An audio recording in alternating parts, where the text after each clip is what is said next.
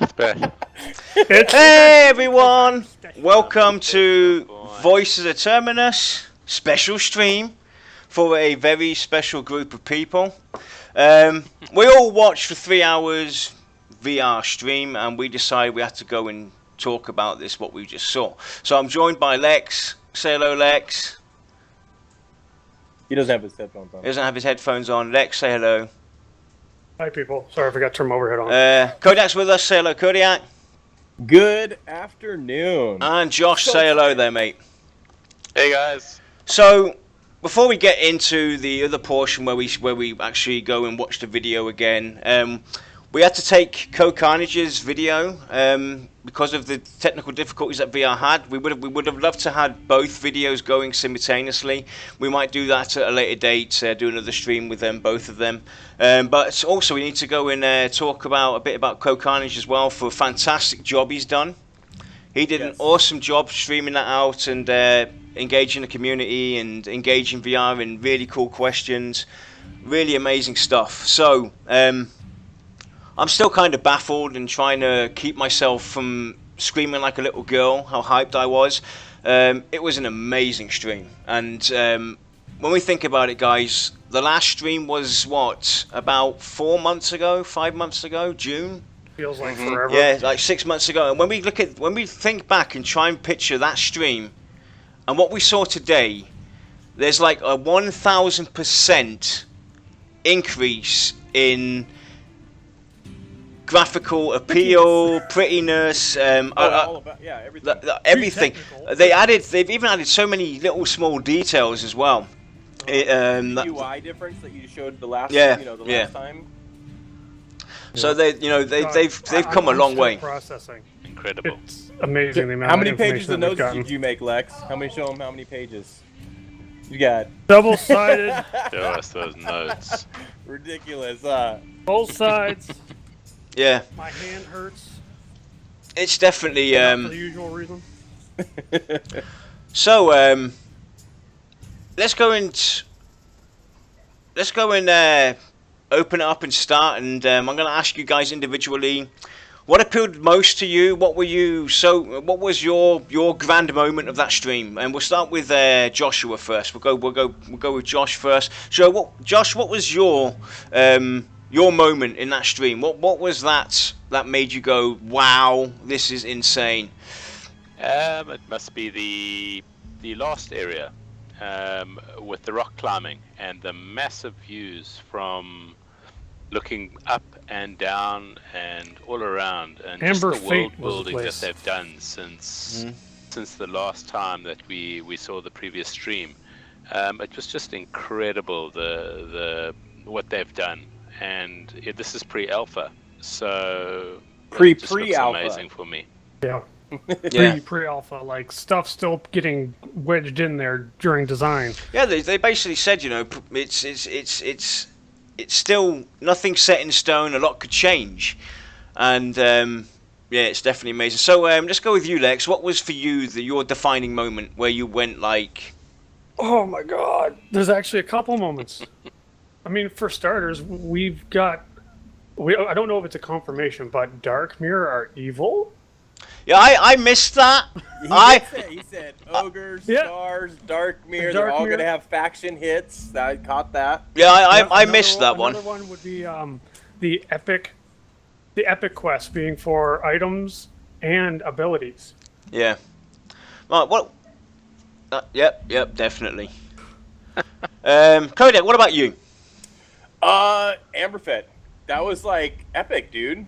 Like, especially that's supposed to be like a level 40 plus zone, I guess is what they said. So, the dwarves, the golem or the gargoyle. Yeah, it looked all they had at the epic. very Yeah. top, jumping the rocks, the skills, acclamation, crafting. I mean, dude, I Yeah, was that was like, what I was. Oh my god. That's what I want to bring up. You're gonna have to hold me down because I'm about to explode here. That's what I want to bring up, and that was for me, because I had to put my son to bed, so I missed basically the middle portion of the stream. But I came back, and then they were talking about crafting again, and what really got me excited was the fact that they mentioned that crafters will be able to maybe even craft the gear that is found out in the world, and even give you a stat bonus of 5 to 10%, because it will be a non-tradable item. So crafters will be able to most likely make the same items that we find out in the game. I mean, I've been existing items. Yep, and enhance them, break them down, and that's got me so hyped, because we've been talking about this. Materials of Oh yeah. Raid drops, rare materials. You bring them back to your crafter, or you escort a crafter to that anvil thing that they showed us, right? Yeah. Yep. Yes. They might not be an adventure, but you may have to escort the crafter to that anvil so he can make you something epic. That, oh my God, is like. And shooing. I'm gonna go and quote Brad now. Brad even mentioned that gnomes can actually be used for crafting as well. Broken down gnomes. Smashed gnome. Smashed gnome can be used as a crafting material. And this is not from, this is not something that we're making up. This is actually out of Brad's mouth. Smashed gnome could be used maybe to craft. So I'm looking forward to that. Madoki's here. Hey, Madoki. No, I believe Monty is as well. Yeah. So because everybody's just kind of coming off of the stream, and we're all excited, I'm going to go and switch over now to the Cohhcarnage stream while we talk as well, and we get to see the video while we talk. But I'm going to have to go and I don't know, is the video audio coming through, or is it not? Because I kind of don't want it to come through. They're behind us. They don't have it yet. So let us know if there's any sound from the video, because I turned that off. I just want us to basically view what we're seeing here. Now, what we're seeing now, basically... Oh, the... Do you want to go and talk, Lex? Do you want to quickly take over while I fix this window here? And tell the people what we're actually seeing right now, where they are, etc. Introduce everybody to what we're seeing on screen. Well, we can't see what's on the screen I'm a couple seconds behind because I'm watching the stream and participating in it. But basically what you're seeing is Wild's End, which is the home of the halflings. A very thick, very dense forest full of just what you would expect possibly prehistoric forest might look like. It's just, giant insects, giant snakes. Oh my God, look at the detail in those trees. The vines on the trees, the bark on them. Oh my God! And then I must admit, the halflings must be a very, very small race, because if this is their starting area, there's things that are going to eat them as soon as they get born. Now, when you started talking, I thought the thing had Kilson was talking. Thanks, guys. I was like, oh, the sound's coming through. Kilson's talking, but it was really you, dude. So you guys can hear us though talking, right? Yeah. One thing I want to one thing I want to point out. What basically just blew my mind is the vegetation. When you look around there, it's so alive. It feels like a dense forest. It feels like a dense forest, and also the size comparison as well is what's got me so hyped. When you look at the comparison to the buildings, etc., it's 1-to-1 how you would expect it to be in size when you picture all the characters. Now they teased us with prior to the stream coming, with images of what they want to release, and we got a lot more to see. We saw them tweet out a picture of the ogre and the shaman, a revealing of the shaman class, but we got to see the gnomes, we got to see the Archainu models, and we got to see the dwarven models as well on top of it. When they started the stream and I saw that, I was like, oh my God, this is insane. Yeah, and I was talking to a couple people before the stream even started, and I said, you know what would be great if we saw a few other races? That would just make my day. And you know what? It absolutely did. There you go. That's great. It definitely is. And I mean, these aren't the final animations, guys, but these are just people's equipment. Yeah, this is They're better than we've seen in previous streams. Yeah, you think of the first stream versus the second stream versus this stream. I mean, every single time it keeps getting better and better and better. So I mean, like Selen just pointed out in chat, that's one thing that sparked my, that's what I was looking at. Yes, I was obviously interested in the game mechanics, this, that, and the other, but I'm the kind of guy that looks beyond all that. And look at those trees. They're actually moving from the wind, and you can actually you would feel when you're playing. I will be sitting there in my game when we finally get in there. I'll be like just sitting there, just watching everything around me move and the trees be alive. Just look at it. It's amazing. And the grass blowing in this the wind. just watching. Yeah. The environment, trying not to just like stare at the models. Well, they're saying, and looking at the environment. I'm sitting there just going. And you know what? Let me just pull up a shadow chair, of the get a tree, beer, and I can right? sit there and watch that at like the nature the channel. day-night cycle they were talking about. Yeah. The shadow of the tree. Look at the shadows. Yeah, that's these are things that we need to point out now. If we look at the shadowing, if we look at the way the light's moving, working with the environment, etc. We look at the character models that we have now, which Kodiak already said are still kind of like placeholders. They ain't the final product. No, these ones are not placeholders, but these are the ones that are being used to advance. They'll develop over time, and if I'm gonna have to try and get some screen grabs of these individual models and try and make a comparison from the website models so people can actually see how far they've come along. I might try and get that done for Tuesday's Tavern Talk as well. I think they tried to keep these character models close to what we see on the website. Exactly. Just for the fact to show how close they actually are. And I mean, the detail in the pictures versus the detail of the model are almost spot on. And look how the world is working in one. From the colours, the density, it looks just so realistic, and it's not like your typical MMO where you have huge, massive buildings and huge, massive trees that are like 5,000 times taller than an ogre.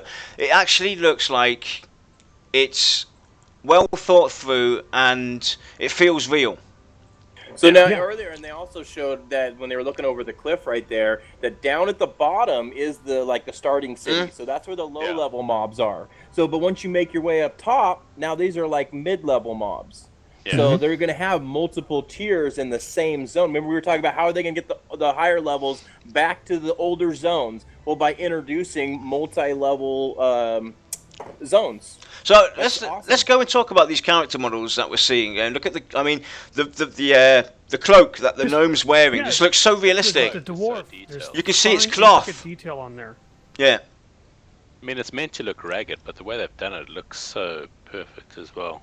And this has come such a long way. You can see that they've put a lot of work into it. So these guys have been busy for the last 6 months. What I want to point out as well, because. The past newsletters, there's been a lot of people saying the past newsletters were a bit short for information. This is why. These guys have been busy, and they're showing this right now. If you guys remember, about 4 weeks ago, I think it was, when they did the Unite 16, they showed off Pantheon also with the new graphic images. And if we look at that, what they showed there from Throne Fast and what we see later on during the stream has come a long way. Oh yeah, night and day. Leaps and bounds. bounds. See the lighting on the metallic armor. Yeah, it's done perfectly. As well. you get these nice soft little light source reflections and highlights. Just perfect. Yeah. I mean, I'm sure granted, they're probably not 100% done because. You can take that and soften the edges a little bit to make it blend a little easier, but still, oh my god. I mean, even the spell effects are coming along, it looks like, too. Oh, yeah. They've done a lot of work there as well, definitely. I remember there was one scene where they had where it was first person camera and all you could see was the green glow from him casting something, and there was another scene as well. I think it was actually during the Wild's End. On the left side of the screen you could see like a green gas cloud kind of pop up, and that just looked so great. It looked really great. And this is still pre-alpha. I know a lot of the technical guys like myself are going to look at that and go, the spells are just particle effects. Oh, big deal. Well, here's the thing. Particle effects can also have physics rather than just a base animation. Look at Eradune's sword. That's a particle effect. And the sparks bounce off the floor. Oh my god. Now, what I want to point out is basically, let's go and watch this fight and then beating up this fly. Now look at them running towards the steps there, and look how the archway kind of looks, and then, you know, just picture 6 people standing there. It's almost a 1-to-1. When you compare it to how we would run through something like this in the real world, it's not too big, it's not too crowded, it's exactly how we would expect it to be. Right. And it shows the size of the world, how big this world is going to be as well. It's definitely well thought through. Yeah, the world builders are doing an amazing Yeah, job. definitely. Yeah, look at the Monty, we have Monty in chat as well, and they were hand carved or hand chiseled. Monty, we got Monty in chat, and we just have to say, Monty, you know, you guys are doing a fantastic job. You know, you have amazed all of us, and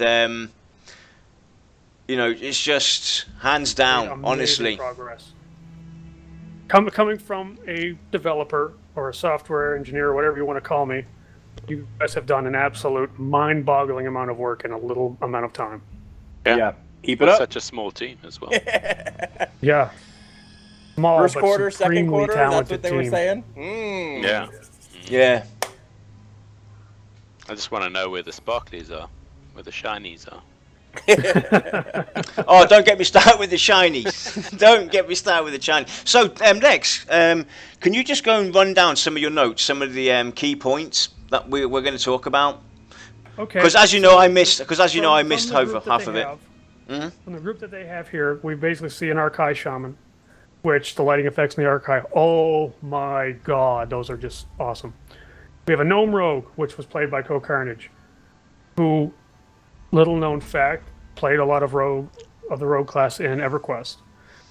We had an Ogre Warrior, which I believe was Joppa.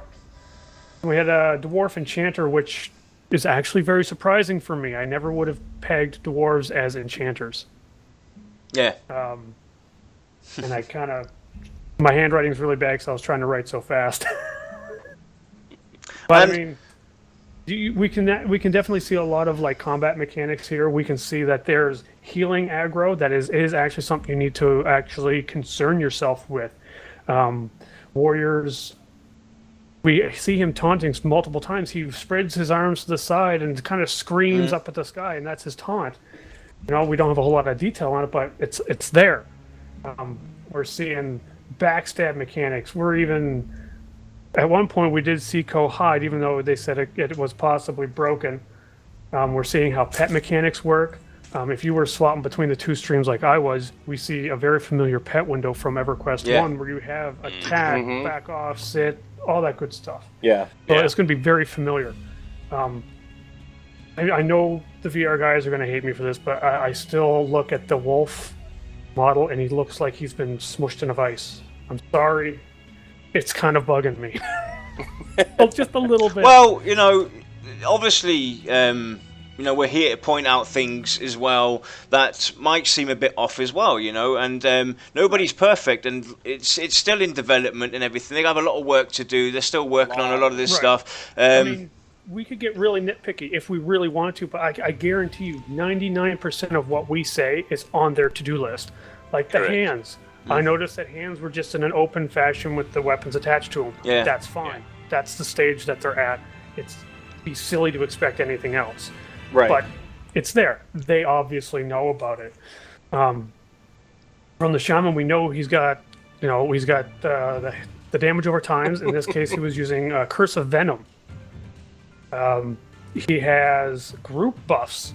Shamans are designed to give the group large stat gains. They have heal over time and a direct heal. The heal over time is a little bit lacking because it's in the form of a regeneration. If those familiar with the EverQuest 1 Shaman are going to feel super familiar with this right at home. Go from one to the other. Can I just point out one thing though? You know, when we finally get to play this game, there's going to be a lot of dying if you group with me because my eyes are going to be all over the place. I will not be watching what you guys are doing and beating down or anything. I'll be looking at everything else apart from what we're actually meant to be doing. I'm just so amazed. I'm still... You'll have lots of time to look while you're waiting for look like. So. Yeah. Sitting down. Yeah, even just to talk about the mana regeneration. I know it's not finalized, so please take this with a grain of salt. You see a lot of the casters sitting down in the middle of battle, and I was watching their mana bars. They were regenning at a decent rate, but that's not finalized. That could change. Okay, so there's the mana regen, right? So I was watching that, and I was thinking, well, why? It's kind of boring to play a healer just sitting there all the time regenerating mana. I know that's what a lot of games nowadays have tried to get away from. That's why they speed up combat, regen faster, all that stuff, so that the healers can participate in combat rather than just sit there and med. So, I mean, I hope they come up with a better solution. I mean, I don't know. I don't know what the thing is. I know that they want them to med, which I get the downtime, but also I think sitting there watching everybody else participate while you're not is not good. From a realism point of view, to see somebody that's sitting down in the middle of a fight, well, it just doesn't seem realistic. Right. I know it's a fantasy game, but it just doesn't seem right. Yeah. And plus, the question is obviously not finalized, but it could be one of these things where we're in a tough spot. You sit down to do to bring everything in your favor that you possibly can to maybe get that one heal off. The thing is, though, what I would like to kind of just quickly discuss about the sitting down. I don't know, maybe I'm seeing this wrong or anything, but what about the aggro aspect of it as well? Can you just sit down and boom, you lose the aggro, or because obviously either our ogre was doing a fantastic job holding the aggro.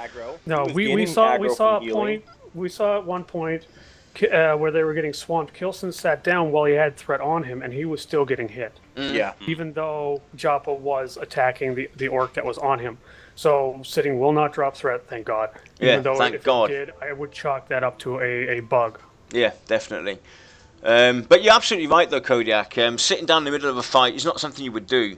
I'm not going to go and swing my sword in battle and say, I've got to take 5, I'm out of breath. You're in battle. Everybody should have to participate. I don't really have any ideas for that either. It's definitely something, it's also a hard thing to think about. I feel that if you're in a grind group, and let's say, later on they have bards, right? And the bards just bringing mobs after mobs after mobs after mobs, all you're going to do is sit down. I mean, you might as well bot a healer at that point where you have a second computer where you just put the heal on, the 3 key and, heal, sit, heal, sit. So I think they'll need to do something to make it a little more interactive for healers. Well, to be honest, watching the stream, you see that as they're moving along, things haven't really respawned. So I have a feeling we're going to see longer respawns than we would see in, say, perhaps EverQuest 1 or EverQuest 2, or even maybe Rift.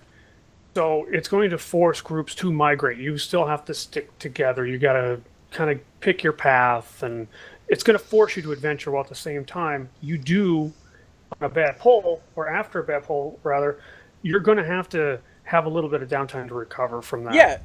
I get all that. I'm on game for medding and stuff like that. All I said was I noticed the way that the mechanics were set right then and there, and he was sitting 80% of the time.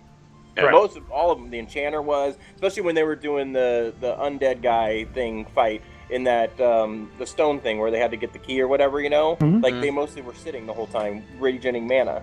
Yeah. Right. Instead of participating in the fight. Well, there you see it in the background there right now. Yeah.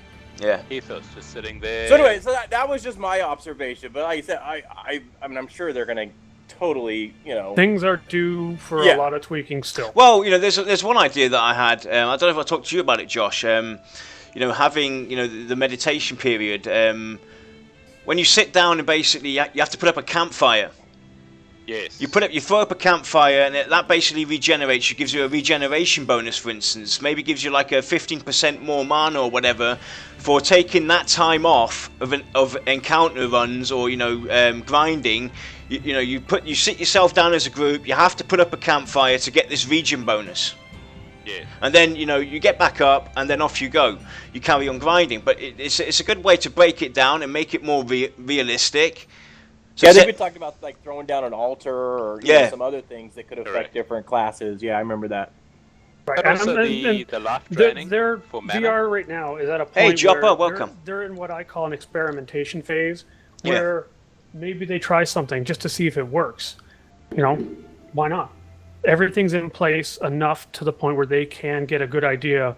If we have campfires, how does it affect group dynamics? How does it affect raids? Well, and also if you're crawling through a dungeon, because they want you to explore, they don't want you to stand and stagnant in one spot. So throwing down a campfire probably wouldn't be ideal for that scenario, right? Because if you're trying to make your way through a zone, right. You know.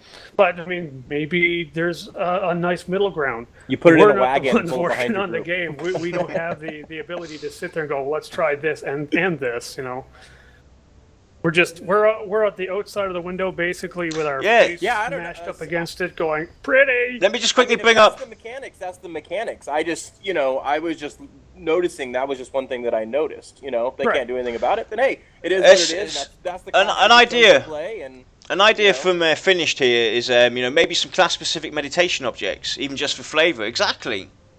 Right. I mean, we talked about that your relic slot doesn't do something like that. We don't know.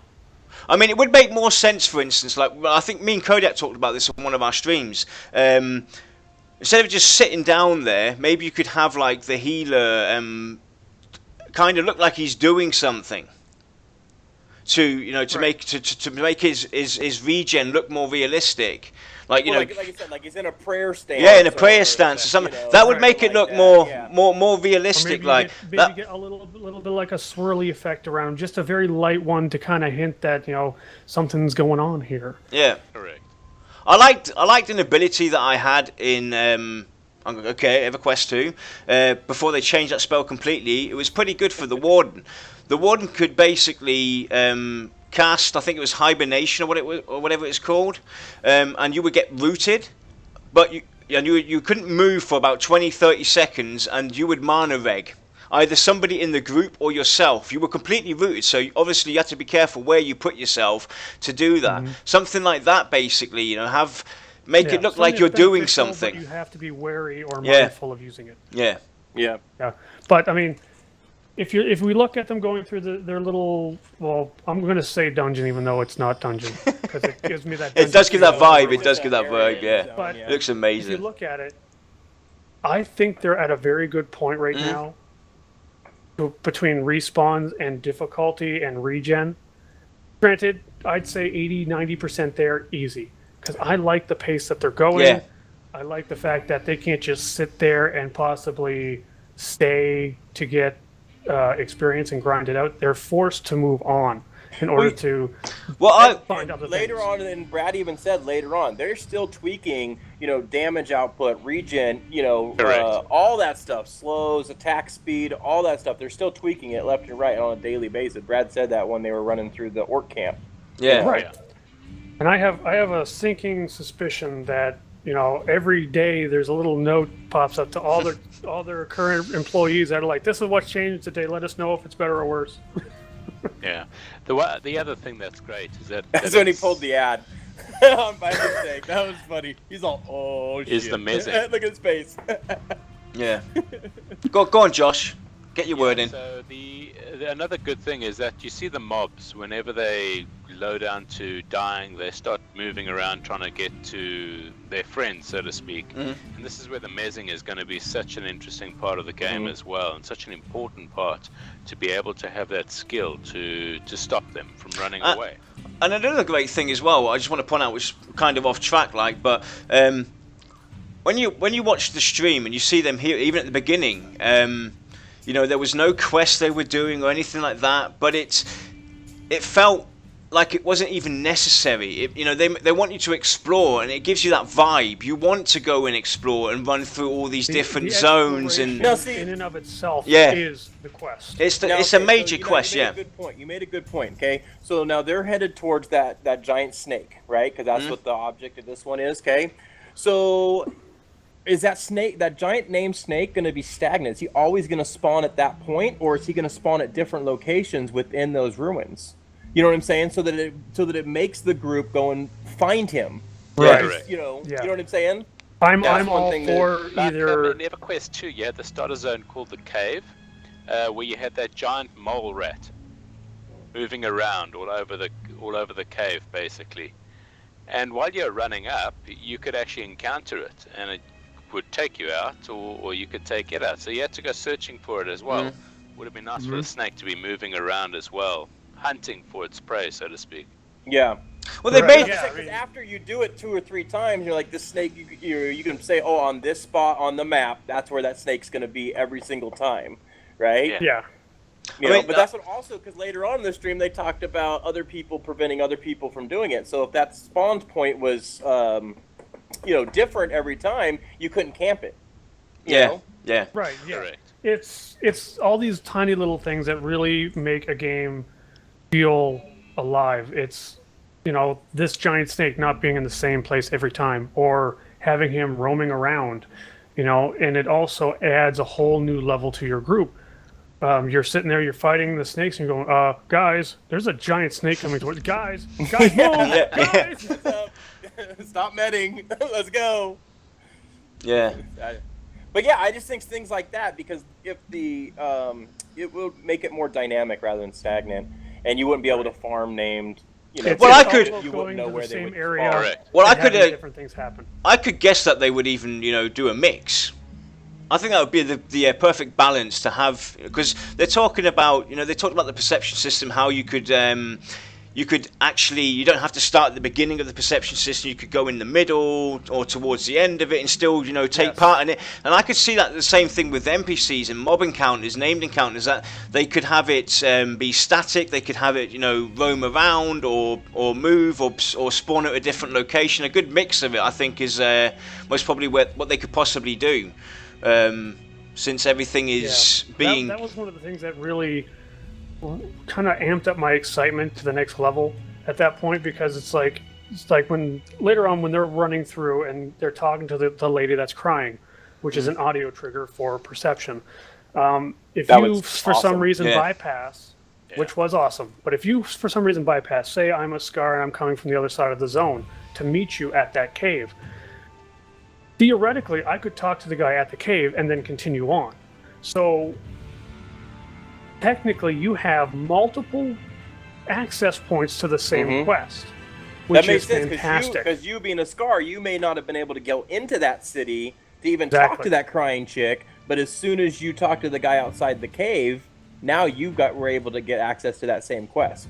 Right. It's like accessibility, but it makes sense. Lex, can you do me a favor? Can you basically link Beam Pro in chat for people that are having trouble connecting to the Twitch channel?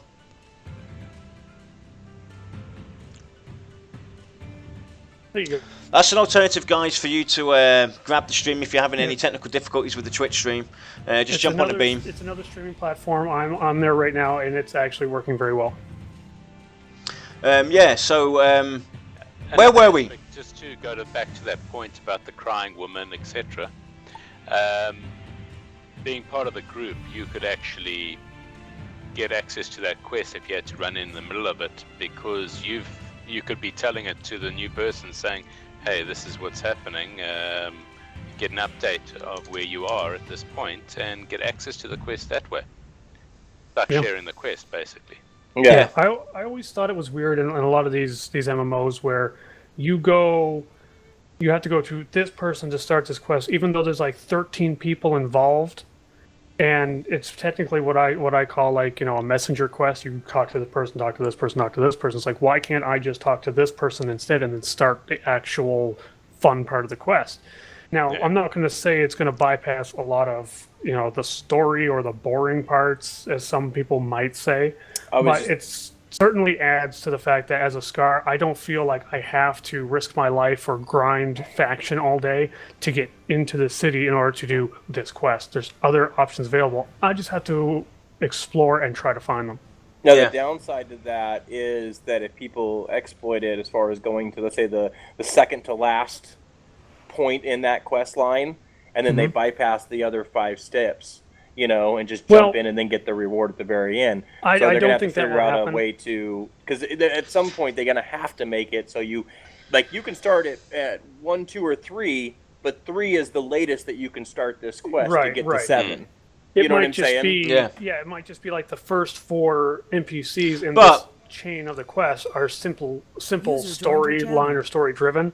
So you could technically bypass any of those to get into the quest. But you know, if we look at fantasy films or any film, if we just compare this to movies, you have your main characters and you have your side characters, etc. That basically jump in between, in the middle. They join you. They go on your adventure. It makes sense that they want to do it this way as well.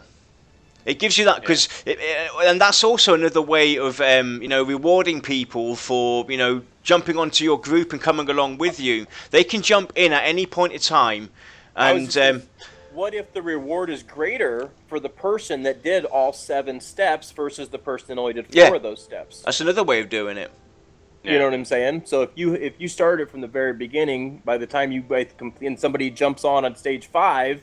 Right, when you guys get to turn in, the person that started from the beginning has a better reward or more coin, would make a lot of something. Sense.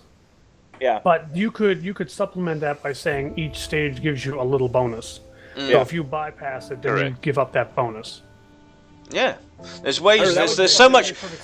There's so much that they could do. They could even mix it up. They could implement multiple systems. To reward you accordingly, etc. So there's so much they can do. It just doesn't have to always be. We'll give you, you'll get 100% for doing all 7 perception quests belonging to this series.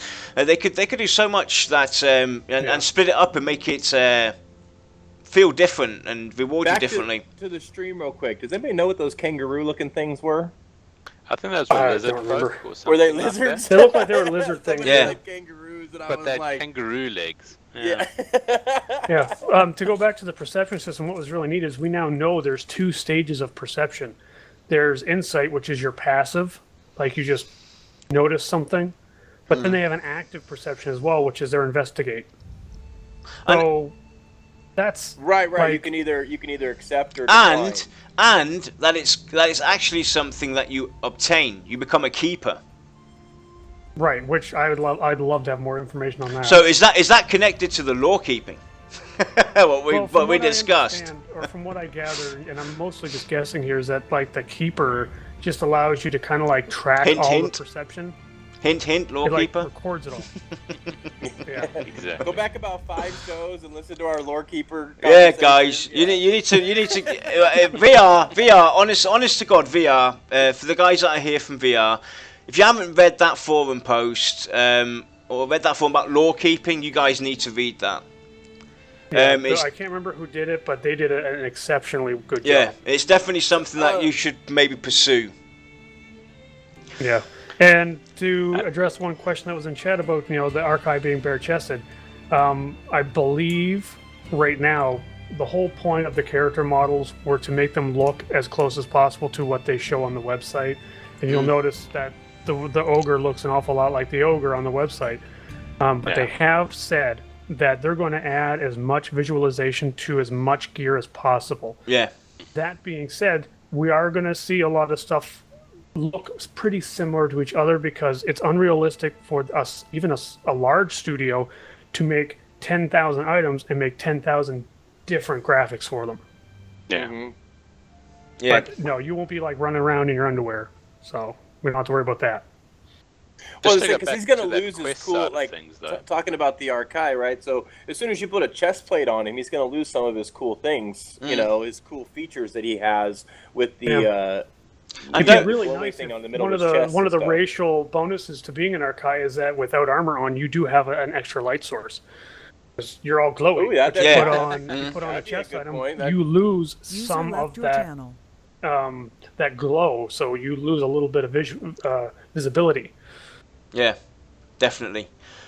Bring up some other notes, Lex.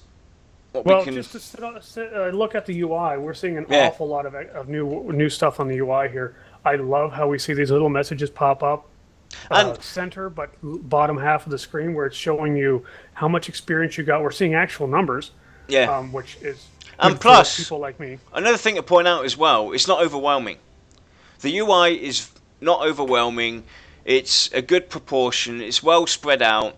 And you actually see already UI tweaking, because if you go and watch the VR stream, the offensive target is actually on the far right top of the screen, and Co has his already moved over towards the middle, so you can actually move about he was able to pick it up and drag and drop exactly. So you can already move the UI around, or certain bits of it already. So they've already thought about stuff like that as well and put that in. And it's a relief and enjoyable to see this UI. It's not overwhelming. It's not too much. It's spot on. I'm the kind of player that if my UI feels too in my face and too claustrophobic, I will look for a custom UI that is a minimalistic UI, because as a tank, I prefer to have a very wide range of view. I don't like it to be obscured by alerts and pop-ups and little icons and stuff. Right here, perfect for me. Absolutely perfect. Granted, it's probably going to be a little more flashy. Really same thing. Like for me, I would rather have my chat boxes up top and my group information at the bottom next to my spells, different. So that way I can click group members and spells faster, than having to go clear across my screen. So as long as we are able to move that stuff all around, I'm golden. Yeah, that's all I need. We're at the point now where there's enough decorations to make it feel like it's more modern in terms of how you would see from the old EverQuest UI. And trust me, I know there's a lot of people from the old time EverQuest crew going, "Oh God, please no." So I'm loving the UI. I love the direction it's going. So what can we talk about? From what we're seeing on the screen right now, is there any notes you made there that we can actually talk about what we're actually seeing? Anything? Correct me if I'm wrong, but it's looking like Eridune's sword is actually doubling as a light source because it's on fire. It does. Maybe we're going to see. It does look like it's glowing. Yeah. Yeah, we possibly could be seeing, because we know that torches and such and light sources are going to be a big deal.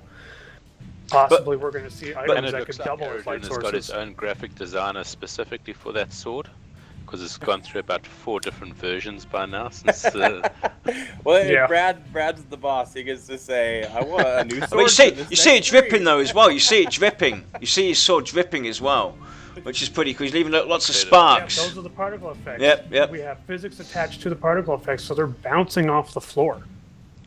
Yeah, that's awesome. Yeah, another thing that we're seeing group buffs at a low level. Oh, please keep those in. That was another interesting.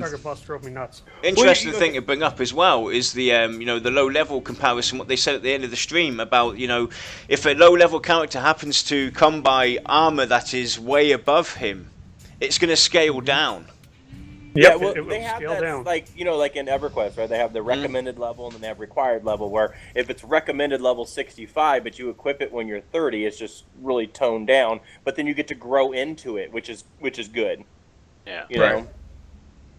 Yeah, I mean, we're seeing an awful lot of this extra stuff here that we never really expected to see. We never expected to see all these particle effects. Never got to see extra light sources. Because you noticed that they were level 13 throughout the entire stream, right? But then they talked about how Amberfett was a 40 zone. The low level through Avendir's Pass was a mid-level zone. Then the dungeon. So I don't think that they've stretched out the real numbers as far as they just kind of have all the mobs maybe at like a set difficulty-ish for that range. I mean, I don't know. Maybe they did it for the stream, so they can actually show off some stuff for us as well, Yeah.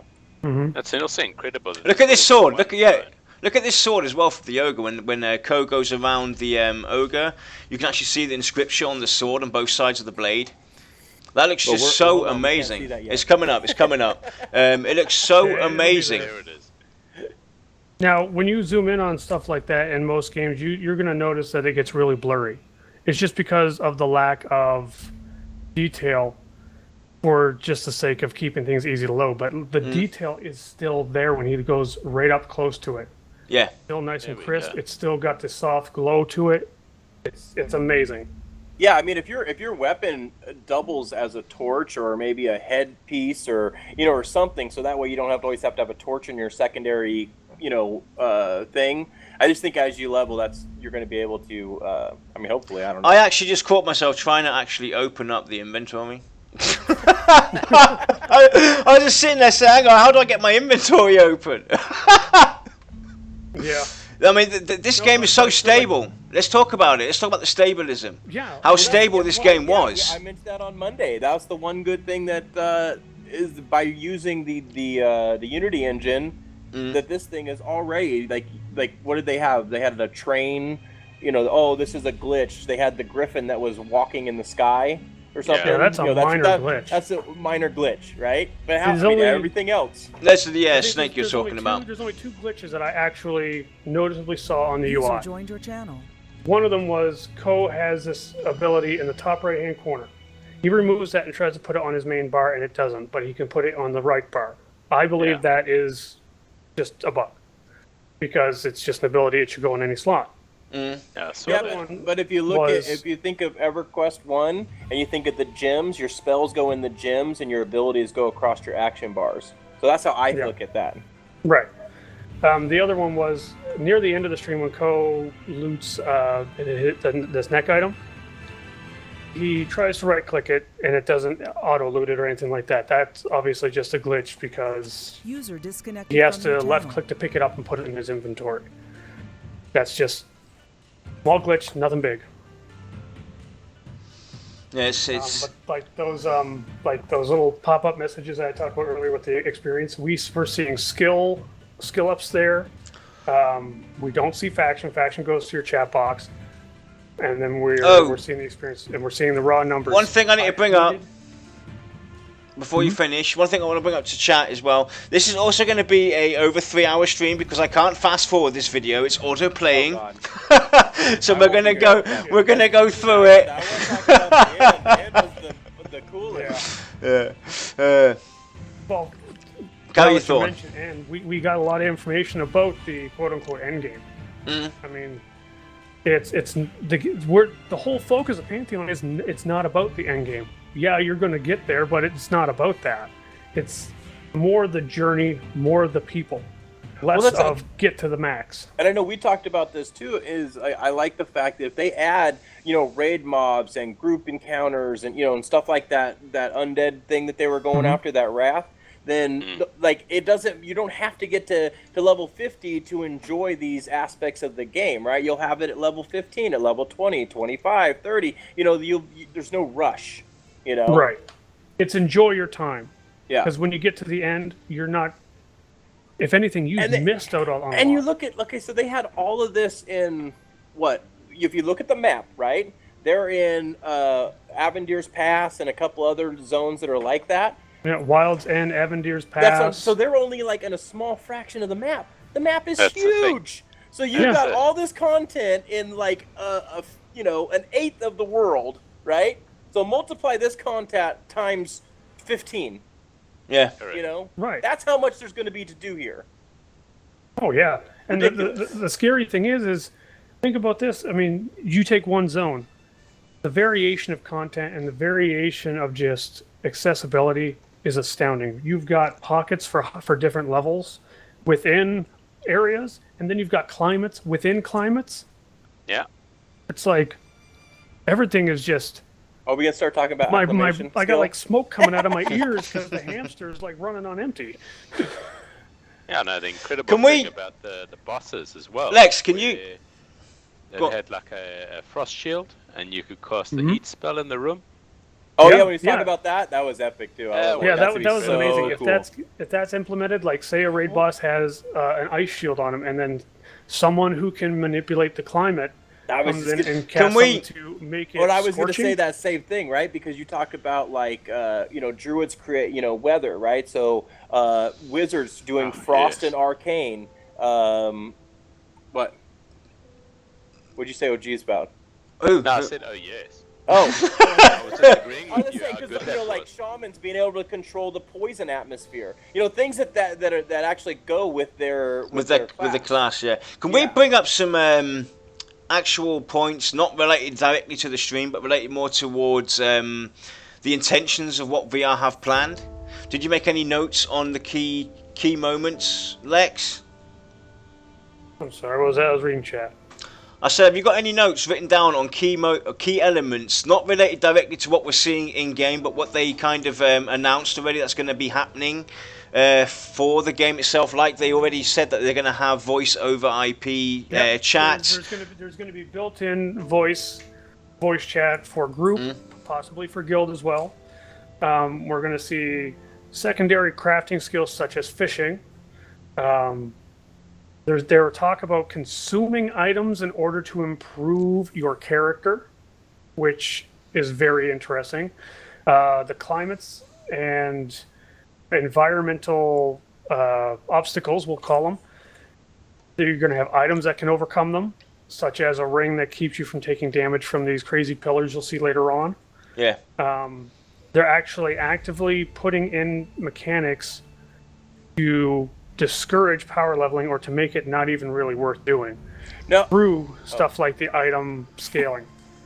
They also mentioned as well, the volunteer guide program, guild outreach program, and mentoring as well, which is one of the things that we recently talked about. Yeah, we talked about mentoring a while back, and it just has to be done right because, like in EQ2, it's just way too overpowered. So, right. Especially after seeing this stream, just to emphasize on the mentoring, I would love to mentor, to go back and revisit, this starting area or that starting area, or go there with my friend and help him catch up. Definitely, I am happy that they've gone in that direction. The only thing I'm going to ask, is please be absolutely sure that the mentoring formulas are done well. Yes, because in games definitely. like EverQuest 2, that absolutely destroyed the game because you are way too overpowered. What's it called with the mercenaries? Well, we talked about this already. Basically putting you back to let's say for instance now you go and level down onto level 13, that you automatically get put back into the original stance of being a level 13 character. That's the thing. If it could take a snapshot of every single one of your levels, so when you dinged level 10 or to level 12 or whatever, right? Now I'm level 40 and I'm down mentoring my level 12 friend. It automatically turns me back into my level 12 that I had. So I had no tweak gear, no master spell abilities, none of that stuff. Exactly. And then that would make it fair, Right. So because it is annoying. They talked about some interesting variations to the teleport travel system where, say, all druids can teleport to certain areas. Well, maybe this druid has attuned himself to a specific area and now can teleport to there as well. So basically, let's assume druids are the only porters. Not all druids would be created equal. I know, but I'm just saying, just for the sake of argument to make it easy, we'll say druids are the only porters. Not all druids will be created equal. Maybe a druid can teleport me somewhere that the other ones can't. Let's get Kodiak in. Talked about picking special locations in the world that you, as a porter, could specify, and you'd be like, I'm the only person that can port to this area, or correct. You have your standard zones that you port to, your druid portals or your spires or whatever it is, right? But then maybe you get one or two little special ports that you get to take your group. That was awesome. Yeah, Yes, definitely. Hey guys, I got a surprise for you. Boom, let's go and port here. Yeah. Yep. They mentioned that when the game is released, they're going to have some shards that are basically free to play for level 5 or 10, so people can get a feel for it. Yeah. That's a wonderful way to do it, especially if you say, let's just do it on this shard. Here we go. Maybe Stop. if they buy it, they get a free transfer or something. Stop. This is what I was talking about. After the loading screen, they're at Avendir's Pass, and you can see the trees and the wind and everything. It just looks so amazing. Oh yeah. I mean, look at this world. I mean, just look at the world and look how far you can look, and all the buildings that you see, the towers in the background, or the areas in the background, the actual visualization of that what is far ahead is just. That's thrown fast, right? Yeah, that's thrown fast. Yeah. Yes. Yeah, thrown fast. If you look around there when he's walking around, looking we're around. familiar with thrown fast, and you can already see that there has still been tweaks made to it. Yeah. It's incredible. Everything is on such a grand scale, but it doesn't feel like this is the home of giants. It feels like like the humans are just trying to, strut around bigger than they are, you know. Whip it out. Whip it out. They talked a little bit about the death system and penalties that they're currently experimenting with them, and they kind of want to aim between something that's between EverQuest original and Vanguard. Some of the ideas that they floated around was some or all of your gear might be on your corpse, or a way to regain lost experience by going back to your corpse, maybe clicking on it or something like that.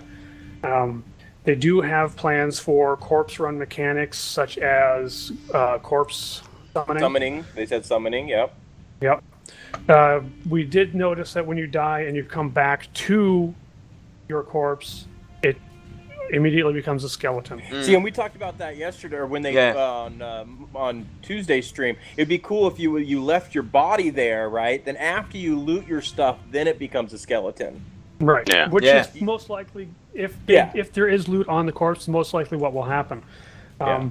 Although it's not, it may or may not go in. We noticed that even when Ko died, his skeleton looked the same as Aradune's.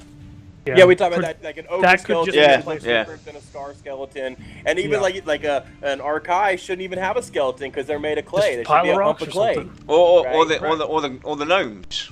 Yeah, Yeah. Should be a, no, should be a just pile of bundle of rags. cloth. Yeah. They talked a little bit about the dynamic weather.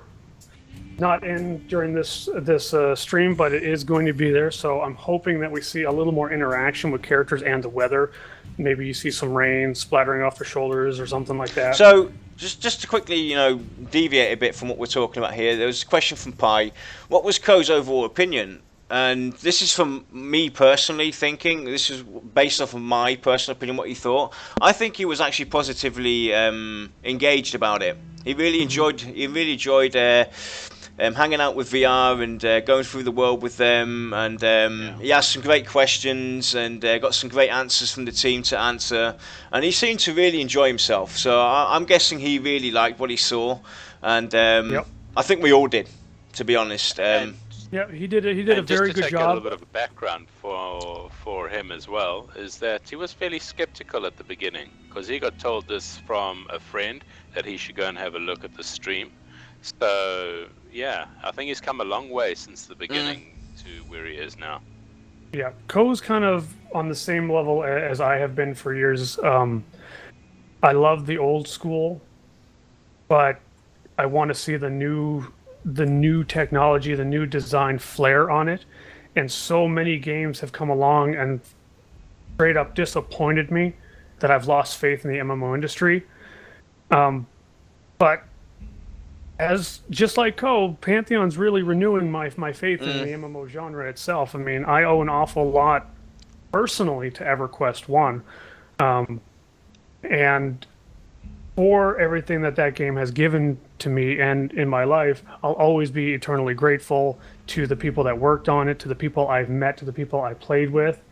And I want Pantheon to be, maybe not to the same degree, but I want it to give me the same feel. Like, playing this game isn't just to kill time; it's going to change my life. Yeah, you want to relive your high school years. It's just basically a place where you get to meet great people, have many years of wonderful memories, and something you look back at and you're not disappointed. You're happy. You're glad. You look back 10 years down the line and you say, hey, remember that time Josh, Kodiak, Lexa in Throne Fast when we were trying to jump off that bridge and we said let's go and leap, and to build memories over many years to come. And it's definitely I promise you this. What Brad said at the very end, where he said people make up groups make up guilds make up the community. Exactly. Right? Yeah. And I promise you this, I'm going to try and make some memories for people when the game first comes out. You're going to see a Scar in Throne Fast running like mad from guards. Actually, the VoT is going to make a memory, because I'm going to have everybody in our guild. What was that last zone called they were in? That was called Amber. Yep, right. So Amber Fate at the very top, where they were all looking down, I'm going to make the whole guild jump. We're going to jump that. Oh, try to break that rock. All at once, and try and break that rock. Well, actually break the bridge down below. And to talk about Amber Fate, it's a really neat idea. The fact that they're saying it's a raid zone, but you can group here. So like you go in the basement. I think they said if you go down, that's a full-fledged dedicated raid area. Yeah. So you could be in the same zone as a raid, and just the interactions that you would have in a zone-wide chat would be amazing. Top looking down, right? Where Kilson was down with his torch or whatever, and you just see 1,000 torches zone in and just running towards that bridge, dude. How freaking awesome would that be? God, you're up there killing the my mind. gargoyles and whatnot, and you're just like, so cool. dude, oh my god, look at that. Yeah, that's sick. They did talk about how there's going to be mounts, but most likely for higher levels. They do have plans for boats or ships. Right. Actually, can we quickly stop for a moment? Because I wanted to bring this up again. You'll catch up in about 10-15 seconds. They're actually entering that small village just outside of Thronefast. Now, I have to point it out more than once, I love the way the height of the buildings and everything actually look authentic compared to the character's height, etc. They're not too big, they look exactly right. And you said the castle was grand, right? The castle area was grand in Thronefast. Well, this is a little, looks like a little village outside the city, right? So and it just is scaled appropriately. It feels like it. And just look at it. Exactly. There's no NPCs running around here doing all kinds of stuff. There's no fancy bits and pieces spread out. There's no little, tidbits all put over the place and make it look flush and everything. But it looks like it's alive already. The environment, the way they've placed it, the size of the housing, etc. It looks so realistic. It looks like a proper village, and it looks like there's actually a lot going on there. And that's what I wanted to point out. That's how you design a game. When it comes down to their environmental artists, the one thing that gets me is, in most environments, they don't pull me in because it's just they randomly place stuff here. It's like, oh, I'll just make a forest here. Yeah.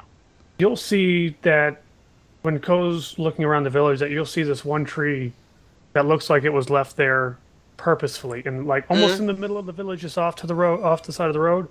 It feels, I don't know why, it just feels like it was placed there with purpose, with thought. As if it was basically, that tree there has to stay there, and they built the village around it because that's how the trees were there first before the village was. So exactly right. It's as if it had to be there for a purpose, and it looks right. They gave it a lot of thought when putting down those trees into that area, and it fits perfectly. Right. Well, it's like they got a perimeter wall going around the outside, and if they're backed up to a mountain or something, then that's like for security against the rest of the world. Something of that. I mean, even without so much going on in all the NPCs and the whole entire environment finished, it looks so alive already. I was sitting there in front of this stream thinking, guys, the game's already done. Open up, let us in. Getting jiggy with it. Yeah, the dancing definitely. Let's talk a bit about that. That was insane, right? So that's going to be a future competition as well. Yeah. Do the dwarf dance. Oh God. One thing that they did talk about that I'm sorry, I still got a little bit of chip on my shoulder because we talked about this. Yeah, definitely. Quite a few weeks ago on our show. Caravans for group and guild travel. I sat there and I was just like, thank you, yep. That's proof right there, folks, that VR listens to its community. Yeah, exactly. Well, not to everything. Well, maybe, I don't know. They might have dual shields, but don't who's know. To say they didn't try? You never know. Dual shields might be in. Yeah. Boom, hey, baby. In, Lexer is out. Plain and simple. Yeah, they mentioned for character customizations, we're going to see some pretty standard options. Yeah. Nothing in depth like that we might see in something like Black Desert Online, because that character creation goes crazy in depth. But we're going to see modern standard fare. Exactly, modern 2000. I'm just going to go and say it. 2010 plus your modern characterization abilities, basically. Right. Chances are we're all of us here, we're gonna see the vast majority of what we expect to see. There's not to say that everything we want is going to be there, but we're going to see most of it. Oh, here we go. Zathras Zathras has actually made the competition have a new stipulation: pants off, dance off. Yeah, pants off, dance off. There we go. But I'll quick want to bring it up though. Anyway, we actually announced our new competition. Lex, look up. See that face? Okay. You can see him on stream. But okay. Right, let me go and bring up Lexa. Quickly. Damn, I actually did a mistake there. I'll get us back to that in a minute. We launched a new competition as well, where we want you to take the Scar model, and it has to be bearded. We want you to take a picture of this Scar. Draw a Scar. You can draw it. You can use Photoshop, morph it, and you need to basically make the Scar have a beard, have a different hairstyle, this, that, and the other, and the best one will win a pledge, a watcher's pledge. And before we go back to the stream, I've got to go and fix it right now. So give me a few seconds while I do that, because it's going to start from the beginning. Let me go and get this window in. Implement window, open up the stream. So carry on talking, Lex, about some of the stuff while I bring up this video. Yeah, on the UI, we also saw a friends list, so confirmed friends list. Let's see here. They've talked about a little bit of their strategy in order to minimize guild conflicts, possibly even lockouts, like I had talked about one of our more recent shows, that they're going to give you so much content and it's going to make zones so large that it's going to help everyone to kind of get away from that. You're probably not going to see a lot of people camping one specific thing, because it doesn't matter. You can get probably something equivalent of what you're after at another place. So opening things up, giving people more options for the levels is a great idea. I wish other games had done this instead of just saying, this zone's level 10. You want a good sword for level 10, you go here. The way Pantheon's approaching it is, yeah, sure, you get a really good level 10 sword from here, but you could go over here too and get one that's just as good. Yeah. Frogs or yes, in-game voice for group and guild. Well, group confirmed, guild possibly confirmed. Yeah, and they talked about how faction and your alignment will affect your perception system. Some NPCs will use either or, possibly even both. So, and alignment basically means if you're evil or you're good. Faction is how a specific group of NPCs... Right, there we are, roughly about where we should be. Yep. How they view you. No, that's a long way off. We're still catching up. Yeah, that's fine. Well, I got the stream basically caught back up, so we're basically there where I messed it up. Yep. And so VR, you're not the only ones who had technical difficulties today, so I feel for you. Indicators. Praise be to digital Jesus. Thank you. No big exclamation points floating around people's heads. No gray question marks floating over their heads. Yeah. You actually got to run through the world, but in order to facilitate the finding of quests, you just have to listen, or you have to use your eyes and look, because maybe someone's going to flag you down, or maybe someone's going to be crying. Like the idea of, like you said, like you first, when you get to a new zone, you go to the tavern. Yeah, exactly. Whispers of the world, right? Yeah. Hey, just so you guys know, if you're if you're an adventurer, you should go check out what we talked about. Go to the stables, right? Or hey, if you're a crafter, whatever. Like have some drunken guy just sitting there jibber jabbing in the background. Yeah.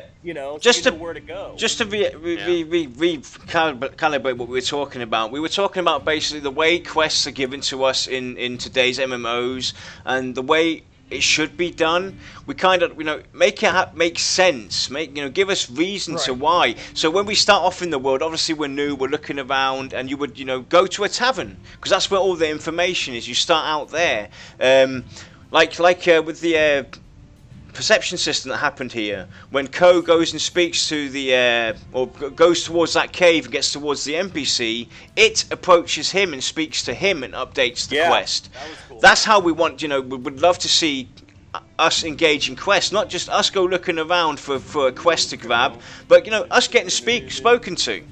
Hey, can you help me? Right. The guy sitting at the tree eating a bit of wheat, standing there, and he goes, hey, come over here. Or just Could you go and grab some corn for me? With a sign, hear ye, looking for adventurers, yeah. Whatever. Like he's waving you down. Come talk to me, you know? Yeah, I mean, you could see a guard sitting on a chair by a gate. You know, you walk by, he goes, oh. Yeah. You turn, like, what's wrong? Exactly. And it's like, oh, I'm on duty and I have to go help my wife. And it's like, oh, well, there's a quest. Here, I'll do something for you. Exactly. I'll go help her. If it's so random that you don't know where to find the Josh. perceptions, then it's not going to be easy. But if you know that all the perceptions start like in this little city right here, then yeah, the first place you're going to go is to that city and start talking to everybody. And then from there, you move out throughout the rest of the world. Yeah. And the big benefit to doing a perception system over quest indicators is the fact that you have every incentive to explore now. There's a big mountain off in the distance. Well, let's go up there, because who knows? Maybe there's a cave with a perception guy, and you talk to him, set you on a quest. You don't know, but you want to find out. Yeah. Yeah, but there should be some type of standardization, is what I'm saying, as far as you as the player know, hey, when I enter into a new zone, I need to find this. And then this will get me started in that new zone. Exactly. Yeah. Some way it makes it believable, because you don't set off like a living codex kind of thing. Yeah, because you don't really set off, without no clue what you're going to do. Wandering around hoping to stumble into a perception. I mean, I tripped over a rock. You know what I mean? Well, don't forget we do have dynamic questing as well, which I don't know. I don't know if they talked about it, because I missed the middle portion of or dynamic events. I missed it. Yeah. But there was also talk of dynamic questing back in one of the interviews that Joppa did. They actually did mention dynamic questing. It was in part of the interview. I don't remember. It's that's another thing that didn't get brought up, maybe obviously, but another thing to look at as well is dynamic questing. Because I really like the idea that they were going for, that you could basically get talked to, you could talk to an NPC, and depending on your answer, you either get the quest or you don't. Or your faction. Etc. So, if the guys from VR are there, they can correct me if I'm taking this completely the wrong direction. But that's what I kind of liked as well. And I love the idea of having multiple ways to obtain quests. So you've got your perception system, you have your normal quests, this, that, and the other. It's a great way to do it, rather than just having question marks and feathers. You could find items in the world that you click on it, or read a scroll that you looted. I mean, I think there's bunch of different ways to introduce quests rather than the question marks and the exclamation a way points and that stuff like that. is a little more exciting and less. You sense there's a quest here. Yeah, just like you sense it. There's a big freaking exclamation point in my face. I would even like to have. The only thing that I was talking about is they just need to make it standardized so that players coming into the world say, "Oh, just go to your local town. That's how you get started." Exactly. Or something of that nature. I'm sure there will be a tips system for new players. Like, I don't want a full-blown tutorial, because that kind of takes away a little bit of the immersiveness for me. But just by the way, if you need something to do, go check out, Jim Bob at the tavern. Inn. Yeah, the local tavern. Or you can go wander around and stumble on a rock. I mean, it's up to you. You don't have to, but at least it gives somebody a starting point. It's just the whole, here's a little breadcrumb. If you follow or not is up to you. You're fine either way. Yeah, it's like a good example is like this right now in front of the cave. Now let's say they don't have a quest. Now you go in that cave to just go and explore because you're curious. And then you find these bones on the floor. Mm-hmm. That might spark a quest. Right. That might. I mean, think of going through the mountains, there's a cave, you find some bones. That quest is like, oh, by the way, you should probably kill this giant bear that's in the cave. Yeah. You see the perception kicks in, you see the bones on the floor, you look closer, and you see huge claw marks. Beware. Boom. Now you got to look out. I've got to be careful. So you're looking around, what's going on? Time to pucker up. Yep. Another interesting thing about that scenario with the big bear is that maybe it's seasonal, the bear, where he's hibernating at certain points. Maybe it's that is a good idea. And maybe it's Kodiak the bear. There you go. Oh. There you go. There we Easter egg. Hint, hint, nudge, nudge. They did mention, though, in terms of questing, things like epic quests, which follow a very strict storyline, will be linear, as opposed to being able to catch. That should be. Yeah, but that makes absolute sense to me. I wouldn't have it any other way. Exactly. I was really happy to learn of the word quatrinity. Thank you, Brad. Yeah. Because they're including crowd control into the Trinity, which, to be completely honest, never made sense to leave it out, because crowd control should be a very important thing. It now makes you actually pay attention to what you're doing, rather than, hey, oh well, we died. Just don't frat it. Why are you getting so upset, Mr. Tank or Mr. Healer? Why? Let me switch stances. I'll take over for you. Yeah, exactly. Yeah. Boom. Now crowd control becomes important again. Having to pay attention to what you're doing, not just running around and just, looking at everything else, like I said earlier on in the stream, that I would be basically getting our group killed. That's the reason why. Yeah, but also another aspect is also that there's no map in the corner over there. The respawn point might be way back there, because you've now been questing to get up to this area, and if you have to go respawn back down the road, you've got a heck of a fight back. So crowd control is extremely important to make sure you're surviving areas. I missed that in EverQuest 2. A lot of classes had some kind of crowd control. I, as a warden, could root. I had group root, I had snare, I had single root. But it was something I never really used in the group. When they zoned in here, dude, it totally made me think of Lower Guck. When you first zone in, there's like 15 people chilling at the entrance. Mm-hmm. That's what it made me think of right there. Right. I don't think buff should be added to the Trinity, because buff comes from your healers and comes from your DPS and comes from your CCers. Support classes. Yeah, to have a character that just buffs seems a little... Yeah, It's just a little odd, but it is technically implied. See, what else do we get to here?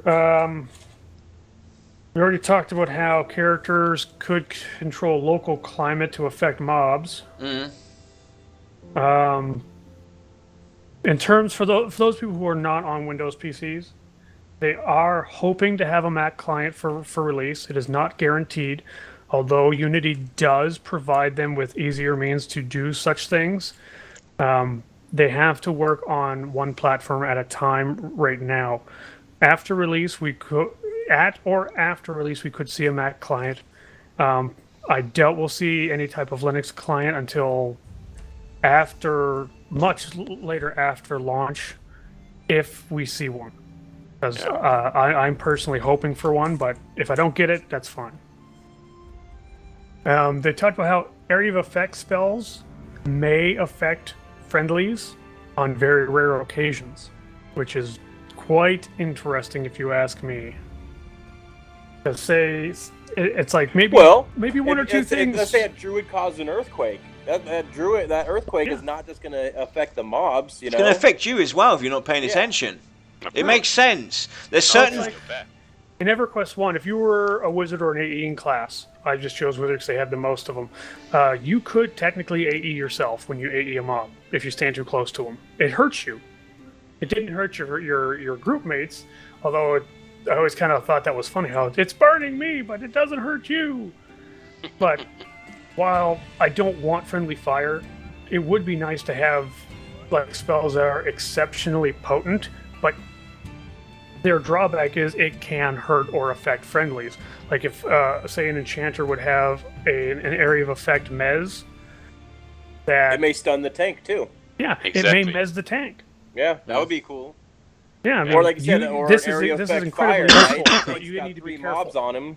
He cast that. The tank's going to take a little bit of tick damage. It makes you all, work hand in hand together and actually coordinate what you're doing. So hey, Mr. Tank, guess what? I'm going to go in there, cast this area of effect mez. Be careful. So the tank knows he's got to take a step back, because that's what it's all about. Grouping together, socializing with friends, playing together, communication. Coordination. Yeah. So did they say that it was going to be in-game voice chat, or that they're just going to have voice chat for people? They said in-game. In-game voice chat for group. Yeah. They said maybe guild, I believe. No, guild and group chat, basically, is what they were looking for. Guild and group chat. So just like how most EQ2 likely has, guild as well. What you're saying. Yeah. Yeah. Although most guilds are probably going to be entrenched in their own voice service, so they'll probably end up using that anyway, which is fine. It's nice to have the option of voice in the event that you're grouping with new people, because for pickup groups and whatnot. Yeah. Right. I mean, it's good to have both the chat and the voice options, simply because maybe not everyone has a mic. Maybe someone's playing late at night and their spouse is sleeping, so they have to type. So it gives you the option, which is wonderful. And the guy that you're watching is Cohhcarnage. Yep. On Twitch. He is a very, very good, very, very respected streamer. I highly recommend you check him out, please. If someone would be so kind as to drop a link to his Twitch, please. We've talked about how they're going to be doing very minimal voiceover, but that's mostly due to the costs involved, which I'll makes do it for complete free. sense. I'll do it for free. I'll do it for free. Just say whatever you need me to say. I'll do it, and you can just take my. Yeah, this isn't something that it comes to any surprise. Voiceover is nice, but what really bugs me personally as an old school gamer is doing like the first 10 levels where everything's voiced over, and then from that point on the rest of the game isn't, because it feels like a cop-out. It's like we do voiceover to pull you in, and then once you're kind of entrenched into it and stuck here and you're hooked, we just let it go. Yeah. But in a lot of games, no matter how you do it, text versus voice, I believe that the key is to keep it simple. Don't give me a book to read if I need to read. If it's voiceover, don't have the guy blabber on for 4 hours about, how he just wants a book. Kind of thing. It's keep it simple. You can add a little bit of flavor to it. Just try to keep it minimal so that we don't feel like we're wasting our time. Well, a good way that's been done is I know it's an Asian grinder, Terror. Their cutscenes, basically, they had only for certain events for your main storyline. They had the voice in there. They had the cutscenes in there, and only for that. Everything else was text. You basically go and speak to the NPC. That's something that if they do want to bring something like that in, and it's obviously a cost factor. It costs a lot of money, and you have to get the right people to do it. That might be another way of doing it to keep the costs down and to still make it special. If they do really want to go and push that, is only for certain Epic Quest, for instance. Exactly. Yeah. I was just about to say, if it's something important, if it's like the main story arc, or if it's an Epic Quest and there's voiceover, that's all I need. Oh dear Lord, that's all I need. I'd be so happy. I don't even need a cutscene. Yeah. Actually, what? Why is VR complaining? They should have Aradoon do all the voiceovers. Well, then you would end up drooling on your keyboard. You wouldn't do any playing. You'd need a towel. Yeah, he'd need a towel and a cigarette. And plus, they've got plenty of talent already, and interesting voices. You got Kilson, you got Ben D, you got Jopper. You guys should do it. Do the voiceovers yourself. There's also a lot of time into it. I mean, you have to schedule time to get the people to do it. It's not just step into a booth, read the line, and you're done. Because I know some friends who have done voice acting. They'll literally sit in that booth to record one line for probably a good hour, because they want different inflections, different context, different reactions, different tones, just so that if one doesn't work, this one will work better. But but that takes it's a cost clear backseat to any exactly. of the stuff. Exactly. That's the main thing, and I liked how he said that. He was like, what? None of that. I mean, this is the priority. Right, making and that makes sure the perfect game sense. mechanics I'm actually happy work. that he said that. Yes, me too. I'm good Whereas you get other games, Star Wars, that spends more time on fluff and not enough about the core. Yeah. And if you need somebody with a British accent, I'm happy to help you out. I'm also good at doing. They talked about the same thing, like with the racial abilities, right? Being that it, it's gonna mean something. You know, it's Yes. not just eye candy. We talked about mounts. Thank you like, for that. Make the mounts mean something. Make, you know, pets mean something. All those things. Make them important, not just eye candy. Right, guys, can I just make it matter? Right, can I just quickly butt in? This is actually where I actually went and took my son to bed, so you have to go and quiet down now. I need to watch the rest of the stream. No, we gotta get through my notes so I can go eat. Yeah, I know. I'm not sitting here for 3.5 more hours. God, no. My butt's already numb, thank you very much. They talked about ranged weapons. They are going to have them, although they weren't implemented for this stream, such as like archery and throwing. We saw Ko with some throwing knives, although they weren't usable at this time. This does give me hopes for range specializations for certain classes, perhaps a rogue and or ranger. We don't know yet, but it gives you a glimmer of hope. Yeah. We did see in one of the boss fights how he had an aura. He had multiple mechanics during the fight, adds. He had an area of effect that went into the room, and plus he had the aura around him. That's great. I'm so tired of just the same scripted thing over and over. Granted, this could be the same scripted thing over and over, but there's more abilities to the boss to where you can get sucked in and it feels like it's different. And you guys notice that the door closed behind him once they engaged it? Yeah. Yep. So you can't have any other groups come in there and try to steal it or anything like that. So that was cool. Very cool, yeah. Yeah, and that's going to be one of the things. That's actually very commonplace in MMOs, where you have to tell people, "Is everybody ready? Is everybody in the room? Let's go!" Because if you get locked out, I'm going to be mad. Yeah. They mentioned that they are going to have 12 classes at release, which I believe are already up there. They talked about the Bard and the Necromancer. So, whereas I knew the Bard was confirmed, I wasn't sure if the Necromancer was. The Necromancer is indeed confirmed. We don't have a timeline. But they are in their thoughts. They are working on them, so you never know. We got to get through the 12 first. The ballpark for testers is hopefully around Q1 or Q2 of 2017 for the first batch of pre-alpha testers. It all depends on what pledge that you originally picked up to know if you're eligible or not, and this is still just a very rough time frame. This is not set in stone. One thing I want to point out real quick, though, I don't think we talked about this, is we have all these different races, good, evil, playing together as well. Mm-hmm. So there seems to be no restriction on, hey, you're good, you can only play with good, hey, you're bad. Yep. I hated how WoW did that. Brilliant. Yeah. Thank you for doing that. Letting each race interact with each other, good or bad. You're taking a faction hit because of your race to enter into certain areas of the world, right?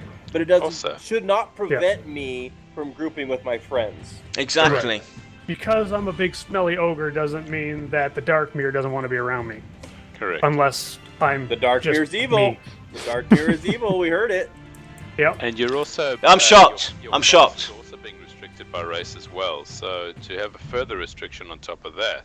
Yes. Yeah. Is really going to kill it. But when you guys told me about that with the Darkmere, I was pretty shocked. I was actually it took me by devastated too, because they don't look evil. Mm-hmm. And with all these, that's what makes them evil. You know, your race affects your class. It also affects your starting factions. It affects your alignment. A lot of people don't like the word restrictions, but here's the thing: it makes your decision matter, and that's important. It makes you distinct too. But you know, the reason I picked this, but we also talked about because it also creates flavor of the months too, though. It does. And this is the best, tank for this situation, and this is the best build for an enchanter. This is the best. So they got to figure out some way to do that. Yeah. Well, I have a strong feeling that it's going to be because of the racials. Statistically, maybe an ogre makes the best warrior. Maybe, but here's the thing: not in every instance. That's the thing people have to remember. Just because, say, a gnome can be a warrior as well, maybe he starts off with better resistances. That makes him better taking on casters, perhaps. Well, okay, so let's talk about the acclimating thing, right? They said the dwarves are going to have cold, maybe a higher cold resist. Scars maybe a higher fire resist. Right. Dark mirror pressure. whatever, right? So if you made a warrior as a dark mirror in a certain zone that's underwater, it's going to be a better tank than that ice mob. Basically, what they said where is you'd want a dwarf tank for that. Right. Basically, they said there was going to be certain climates. I have the list somewhere. Looking through all my papers. I know it's here somewhere. Oh well, I'll try to remember what they were. There was frigid, scorching, anaerobic. What does that mean? Pressure. I can't recall off the top of my head. I can't remember that too. They said there was going to be 6, and these climates are going to be in tiers 1 to 5. 5 probably won't be in that release. They said. Because 5 is the most extreme. Can I just butt in quick? Yes.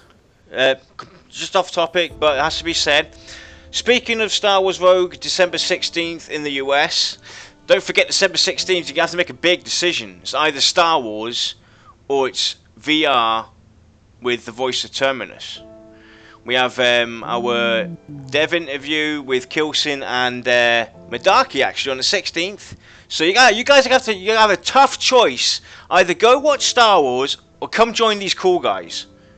Yep. Yeah. I don't know. Somebody tells me Star Wars would be there tomorrow. Right? Yeah. Or Star Wars would be there the next day, so I think that'd be good. Okay, here we go. Yeah, frogs are anaerobic, is basically without oxygen or air. Exhaustion, basically. Oh, right. Okay. But because they were using tiers, big words. I didn't quite understand. Windshield was the one I was missing. Good old Jaffa got my back. Yeah. So there's our wind was climates the other one, right there. Now these are going to have tier 1 to 5. 1 being the lowest, 5 being extreme. You being, say, a dwarf would give you maybe the ability to survive unmodified in frigid conditions up to tier 2. After that, then you have to start acclimating yourself. And they had talked about that in terms of taking an item and absorbing its properties to help your acclimation, which, my God, the analytical side of my brain that makes more me information. think that you have to find or quest for like a syringe and then inject it into your body, or something, so that way you don't have the negative effects. Yeah, and the thing is, like, because with this whole absorption of items to increase maybe your acclimation, it's actually a very cool idea. I'd love to shake the hand of the person that actually came up with that, because it gets items out of the game. It keeps them valuable, and because you're probably going to want to be swapping your acclimation on quite a regular basis. That's going to be a lot of items that are going to be taken out of the economy, which means the economy is going to stay strong for much longer. But why wouldn't you just acclimate your body rather than acclimate an item? Well, no, the item might come with the attribute, and you would absorb it into you. I don't know if it's permanent because we don't have the information, or if it's temporary, or if you have to shift it. That's all remains to be seen. But it's still just like, I never would even thought of that to help keep. You're basically helping the adventuring side of the game. Did the economy?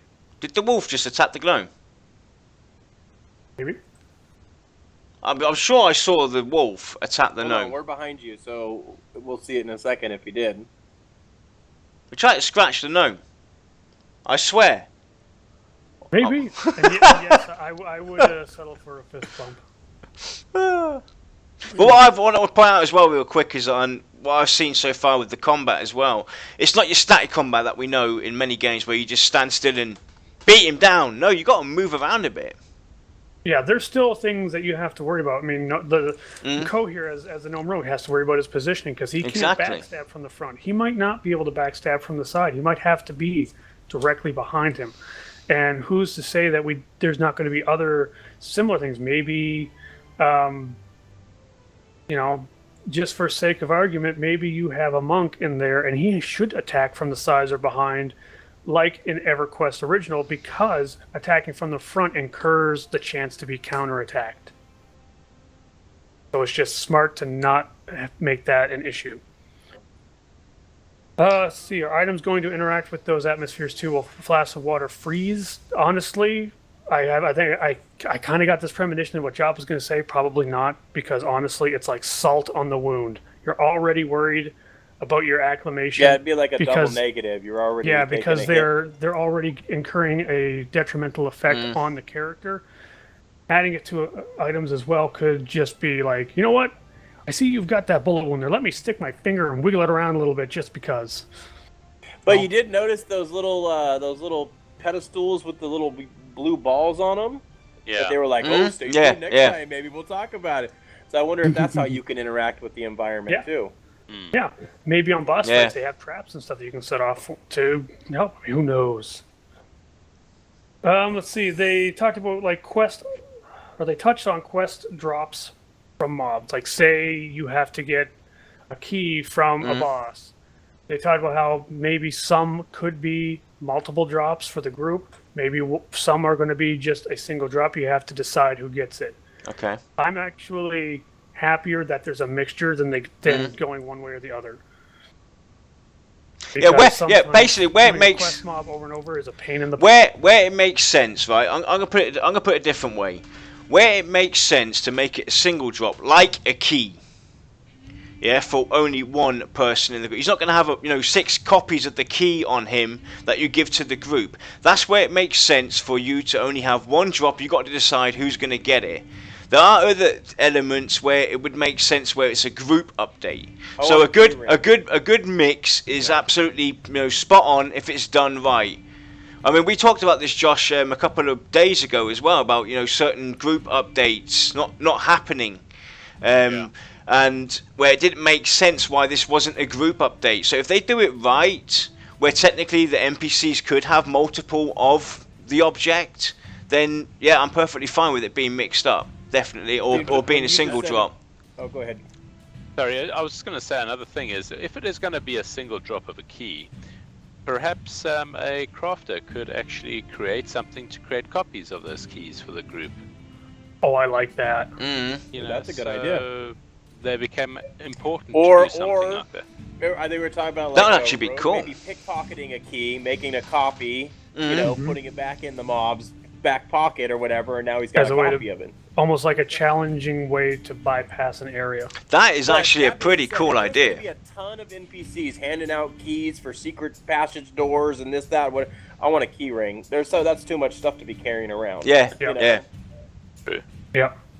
They talked about how there's not going to be your traditional EverQuest AA system at launch, and they even touched on why. Because the AA system in EverQuest came in much, much later through expansions, and it was more shoehorned in because they were at a case of, oh god, what do we do? Yeah, these guys are sucking up content too fast. What can we do to slow it down? So, and I'm actually, I'm feeling quite confident about how they're doing with the perception system and the extremely large areas for people to basically interact with each other in the group to fight. Stuff, to where might not be an issue for quite a while. It looks well balanced and well designed. It's not too overly huge. It's not too small. It's absolutely right. I mean, the room they're in now, where they were fighting off that named, the room looks engaging enough, big enough to be a named encounter room, and even with its let's say not decorated design, the lighting looks absolutely amazing, and it looks finished as far as I'm concerned. It's done. It looks great, and it's spaced out really well. They've put a lot of thought in how to space out the buildings, the walls, etc., to make it look authentic. Yeah. They talked about how many classes may have multiple resource pools. Maybe not to an extreme extent. Like, for example, we'll say a warrior has rage. Well, he might have a mana bar that's there, but only for less important, not core mechanic type abilities, which is interesting. Technically, their mana would be like endurance, right? I mean, that would be the same. But just as an example, because they said we see how Ko has a mana bar, and then they touched on briefly the fact that it's there on the stream because some of the GM tools require mana. and that's how they help their testers around. But they weren't against maybe having an ability or two that does use an alternate resource pool for characters. It'll be interesting to see where they go with this, if they pursue it or if they don't. I would say, because you're going to have a lot of people that play warriors that say, I don't want to do any spells. No spells whatsoever. But it might be something that you rarely ever use, like one of these oh god abilities, like save me. There's a few questions coming up, about if they mention the mana climate. They did not. They said it hasn't been implemented yet. Right. I have a feeling that would be a stream all of its own. Yeah. Yeah. To see different mana climates and how they interact, because then you're also touching on your relics and all this other stuff. So, yeah. We saw the trading window between players. Looks very, very familiar from EverQuest 1. Yeah, with the 8 slots. Yep. We saw a ring of anchors later on. That was basically you could get from a quest that would help you overcome an atmospheric condition inside of your environment. That was cool. Yeah. In this event, it was a case of there are these almost pillars with an effect around them that would slowly drain your hit points and your mana. So very, very painful. Very stay away from. Danger, Will Robinson, danger. But equipping this ring makes you immune. Sorry to interrupt. I can just see that ring being a raid imperative, because I can just see these pillars happening in these raid rooms. Now, are you going to need a ring for each area of a zone that you go to if they have different, like, because that was up in the frost, and let's say they had another environmental something else going on somewhere else, and that ring only affected the frost, so you have to go find another ring to affect a poison atmospheric area, so. Right, and I'd actually prefer to see that. All, I would actually prefer to see that rather than a keying system or a flagging system to enter areas. Like, you can go in, you're going to have a heck of a time without this. It's just we need a way to effectively, if we need multiple in raid zones and such, we need an effective way to carry multiple without having a huge impact on our inventory space. Some people like me, I'm not going to deny, I am a loot whore. I loot everything and everything. Yeah. I don't care if it's worth 1 copper piece. I loot it because that's 1 more copper I have. Mm-hmm. Well, they did speak about getting bags at a higher levels. Weight reduction bags, I think he said. Yep. So that's also very reminiscent of EverQuest 1. The inventory system looks very much the same. You basically get on your character screen these slots. From there, you can fill them with bags to increase your inventory. With those bags, you can get bigger ones, smaller ones that lower your weight that you're carrying of the items inside, which is awesome because we have encumbrance. If you can only carry 100, we'll just call them stones for now, or pounds, whatever you want. So you can only carry 100, and you're at 120. You're going to start walking instead of running because you are way down. Saddle bag. Yeah. So did they mention that whether mob density will improve and have more wandering mobs within dungeons or hunting grounds? I have a strong feeling that what we're seeing on the live stream is not finalized for the zone. I'm sure we're going to see a lot more in terms of patrols. I'm sure mob placement might be randomized a little bit, or it might be denser areas. I actually had a cool idea towards that. We talked about this, Josh, remember? When you go into a certain area, you kill the NPCs in there, and then the patrol comes along and sees that the NPCs are not there anymore. They've been killed, slain. All of a sudden, they with the behavior system as well, they should set off an alarm and actually go hunting for us. So while we're walking down, like on the stream right now, we're heading down one path, the patrol actually comes towards us, looking for us as well, to seek us out. Would actually spice up. To maybe expand on that a little bit, what if there's a patrol of a single mob?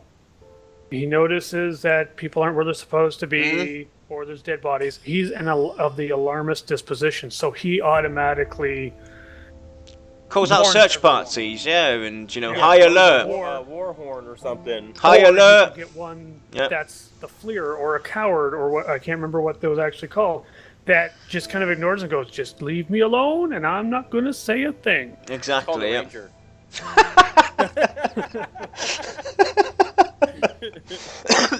That would be pretty cool. to have some kind of dynamic like that. It would be a lot of work. It's not something I would probably expect to see at launch, but something that might be on the back burner for an expansion, maybe. Yeah. I think it will go a long way to keeping old areas fresh. Well, Brad did say he's going to make some notes as well. So, Brad, you got your notepad? Developing notepad? I can send Note that down. Note that down.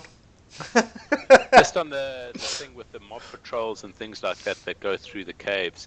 In Dungeons and Dragons, I think you get like shrieker mushrooms or something like that. That they were static creatures, but if their mobs aren't there or they get killed and they get separated from them, they start screeching. So that calls other mobs towards it. So that'll be a pretty good mechanic. Yep. And I think we're definitely going to see with Pantheon the return to skill and coordination in MMOs. That's, I think, the main thing we need to take from Pantheon is, let's face it, a lot of the newer MMOs don't really have a lot of skill involved. I just had another cool idea as well, just to quickly finish off so we can move on. What about if you're in a certain, let's say for instance we enter a room in this cave and there's a it's a library, just to picture it, and we remove books from that library. Now obviously they're going to realise that as well. You can have stuff like that also call out for alarm as well. Or like that desk. Remember that desk where you said you pulled the carpet out from underneath? Yeah, exactly. Right? Let's say somebody loots something off that desk, and every 15 minutes a guard comes and checks that desk, or patrols past it, and notices that a key is missing from that desk, and an alarm goes off. Yeah, so all of a sudden now there's double the amount of NPCs all of a sudden in that zone because they're on the lookout for intruders. And make your way to the door to use that key before that alarmist gets back to his desk and notices his key is gone. Exactly. I'm not usually a fan of timed things because that's just me. I you don't have to. I get frustrated. You don't have to time it necessarily. You could just add a heightened NPC encounter in there. So all of a sudden now, because that key's gone missing, you've got double the amount. It could be something as insignificant as maybe they get a 50% increase of their aggro radius. Yeah. I know that's highly technical, but for aggro, think of a bubble around the mob. You cross over that bubble, they see you, they come after you. The alarm goes off. Yeah. Yeah. One thing that I was super, super happy to hear was that concerning the lore on the site, that's just the tip of the iceberg. Mm-hmm. Oh, that just puts shivers down my spine. I can't wait. More lore. Oh, yeah. God. Please. Yeah, when he was going on about the gnome and everything, when they were standing inside, when they just zoned into Avendir's Pass, whatever, and he was going off about the gnome and this, that, whatever, we're like, and he's like, oh, and if you want more information, go, but where did he come up with that information? On the website. Yeah. So, there's got to be tons and tons of lore out there. Well, obviously, somebody who actually writes the lore is going to have, most of it already backtracked, backlogged, and everything. And they're not going to release everything at once, obviously. So no, that's silly. I reckon they've got quite a bit of the lore worked out. Right. And we'll release it when it's needed to be. With such a distant release for this game, it's both good and bad. You see with games like EverQuest Next, it was drawn out to the point where people lost interest before they realized it was even dead. Yeah. Because we just didn't get the information that were keeping us satiated. Well, basically. in that instance, they already had 20 years of lore that they had to adhere to, So. And to bring up quickly something that was related to this, as well is Lex already said the release of the game is further out. They've said multiple times as well, nothing's set in stone. So even the pre-alpha testing could maybe get pushed back again. Might need to get pushed back again. The release that they planned for 2018. Look at it this way. Not set in stone means not just one thing, but it means two things. Yeah. It means it could be pushed back, but it also means it could be sooner. Also, You have to wait and see. And another thing I want to quickly really point out as well, this game started its Kickstarter in 2014. How much of the game was already available and presentable at that point in time, nobody knows. And we all know that MMOs are normally 5 to 7 years in closed development behind the curtain before we even hear about it. So this game has technically only been around for 2 years, and they're this far along. We have to give them kudos for that. And if they need another year or two, I think that a lot of it has to do with choosing the engine that they chose. Yeah, exactly. For the stability. So they're not trying to make up their own, Yeah, Right. but it's still something. There's pros and cons that you have to sit down and determine every time you do a project. And I feel that they made the absolute correct choice here. Definitely. Yeah. One other thing that they kind of touched on, I didn't actually see it, was that ice might be slippery. Oh, dude, that was Velks all the way. Velks. Yeah. Well, yeah, that was the first. They I said went that back. It's not in now, but it'll be introduced later. I loved that. I loved that when we would slip on the ice and you try and get up the hill, up the path, and you just couldn't, or you slipped off the side because you moved. Because when you tried to sprint too fast, you would slide further and quicker. Yeah. That was just so much fun. It's like, and you'd start moving, you'd start walking backwards, going, no. Yep. Yeah, Velks was one of the favorite zones in each one. I hate it and love it in equal measures. Yeah. They mentioned that your weapon's material and the damage type affects mob types or mobs' body types differently. Well, we kind of already knew that, like with crushing, with bone. Yeah. They said something. We about didn't know the material. We knew that's the slashing. damage type. Yeah, they said scale slashing doesn't affect it, or makes it do more damage or something. Yeah.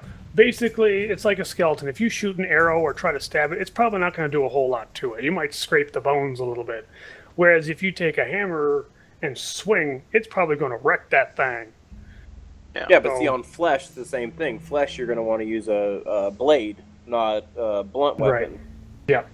And we saw the climbing system, which is nothing new to the industry, but a welcomed addition. Definitely, yep. And the way they've done it, though, is really neat.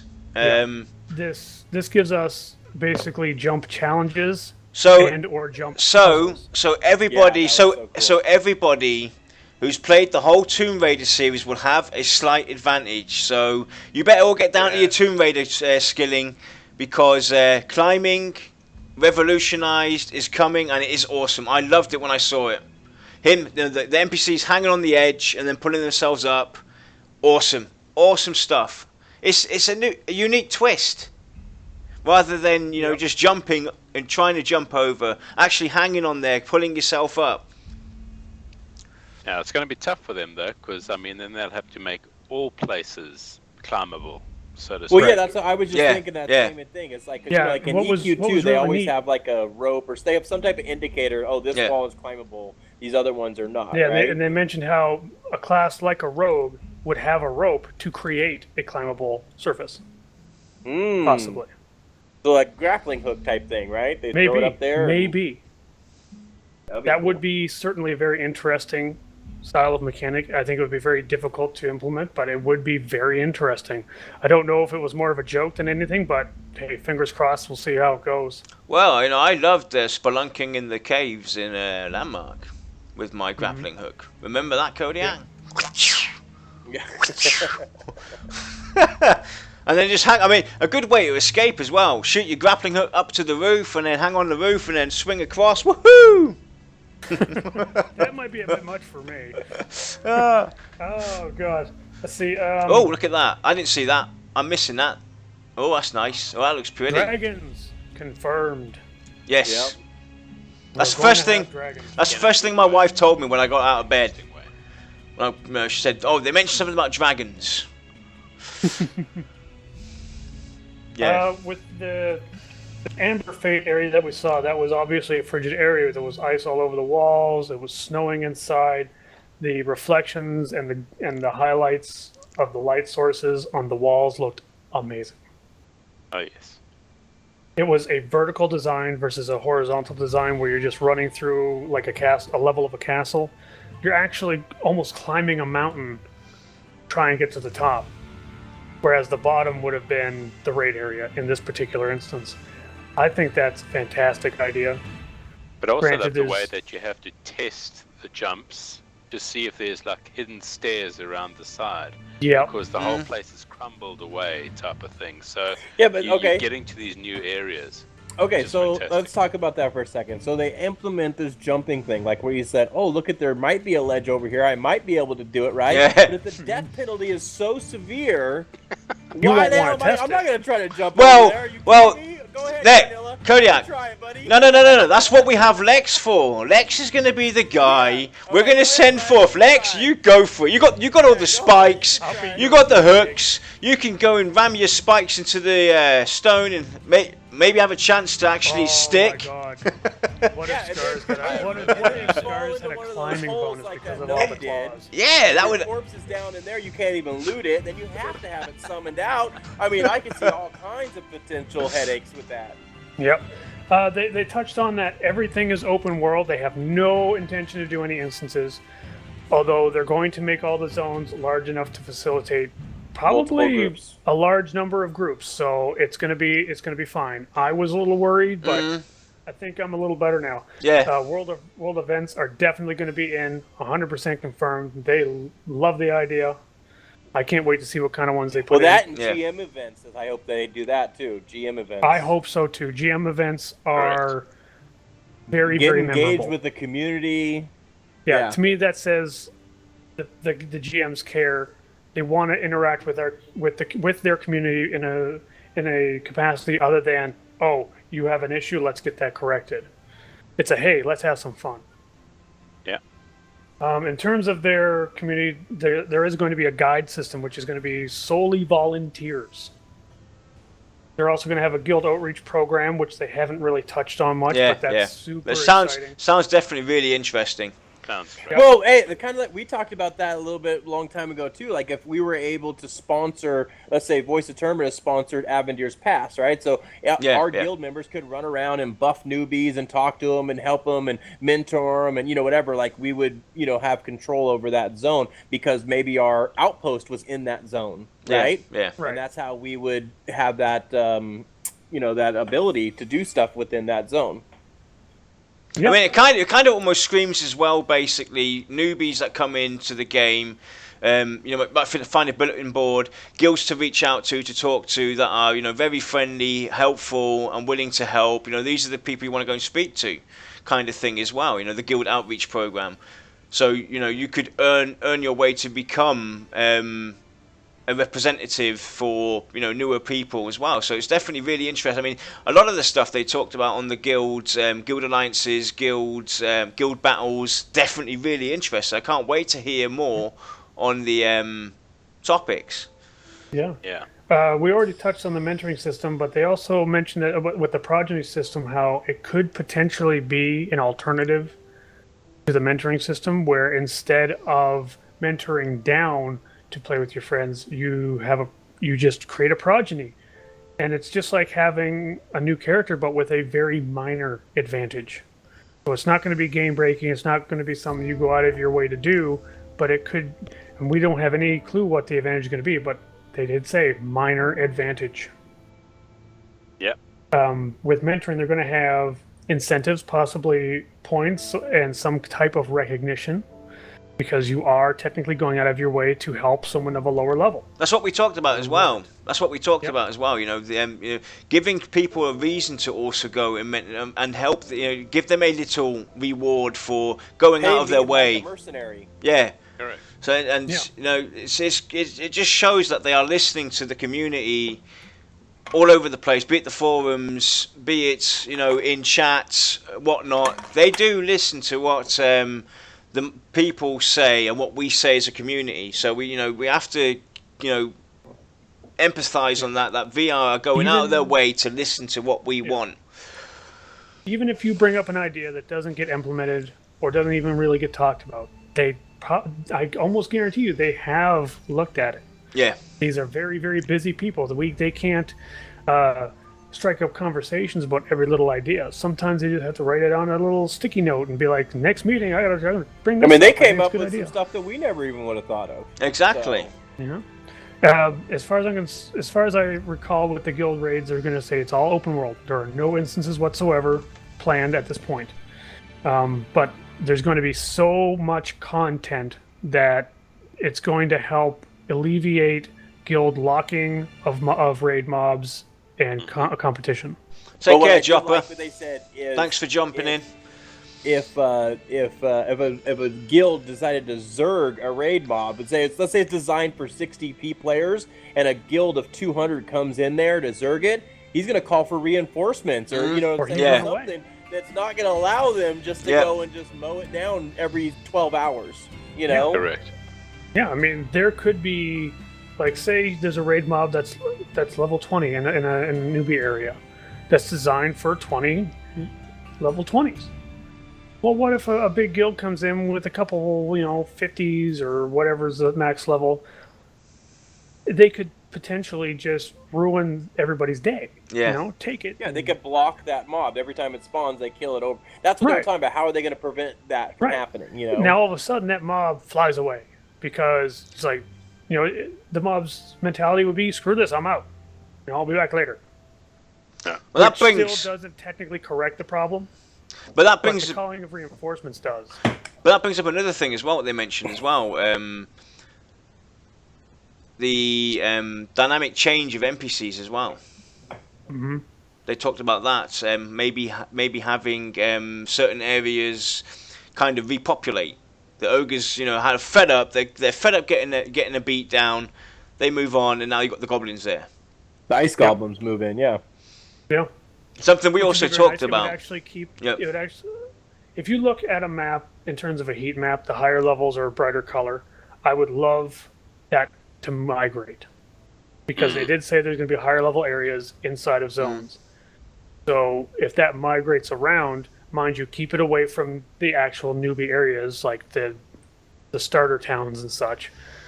But that would it would actually make your group who's going out on a hunt feel like you're hunting for things. Actually, wait, let me quickly bring this in. I just got a great idea, though. What about actually having that, they could even have events where a higher boss mob actually does invade the lower zone. So they need to get us, bigger players, to come and help them defeat that. That's another way of, bringing people back to the lower zones, even though they've surpassed that level. So that's another good thing. Another thing that they could do. The only real issue with that is you have to try to include everybody, especially in a lower level area. Exactly. So maybe this big guy spawns lower level ads where it doesn't necessarily affect the high level people raiding that world boss, but it gives the lower levels something to do, and they give them the sense of accomplishment. Exactly. I'm keeping all these little guys off of them. No, like in Throne Fest, if that's the human starting city, the newbie cities, let's say the 1 through 10 or whatever, right?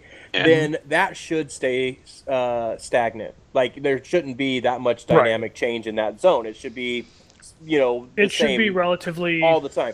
Now you move into Avendir's Pass, where they're at now, and that's a multi-level zone, right? Because they have high-level content, they have mid-level content, and they have low-level content, all in the same zone. So that's where they should start playing with that, like a high-level mob gets loose and starts running through the mid-level area, or something like that, Yep. They did say in concerns to guilds, they have no hard limit on the number of members for a guild. Oh, that's great news. Good to hear that. They're taking particular focus on the guild management tools. Oh, nice. Great news. That's really great to hear, because that's something that's been missing.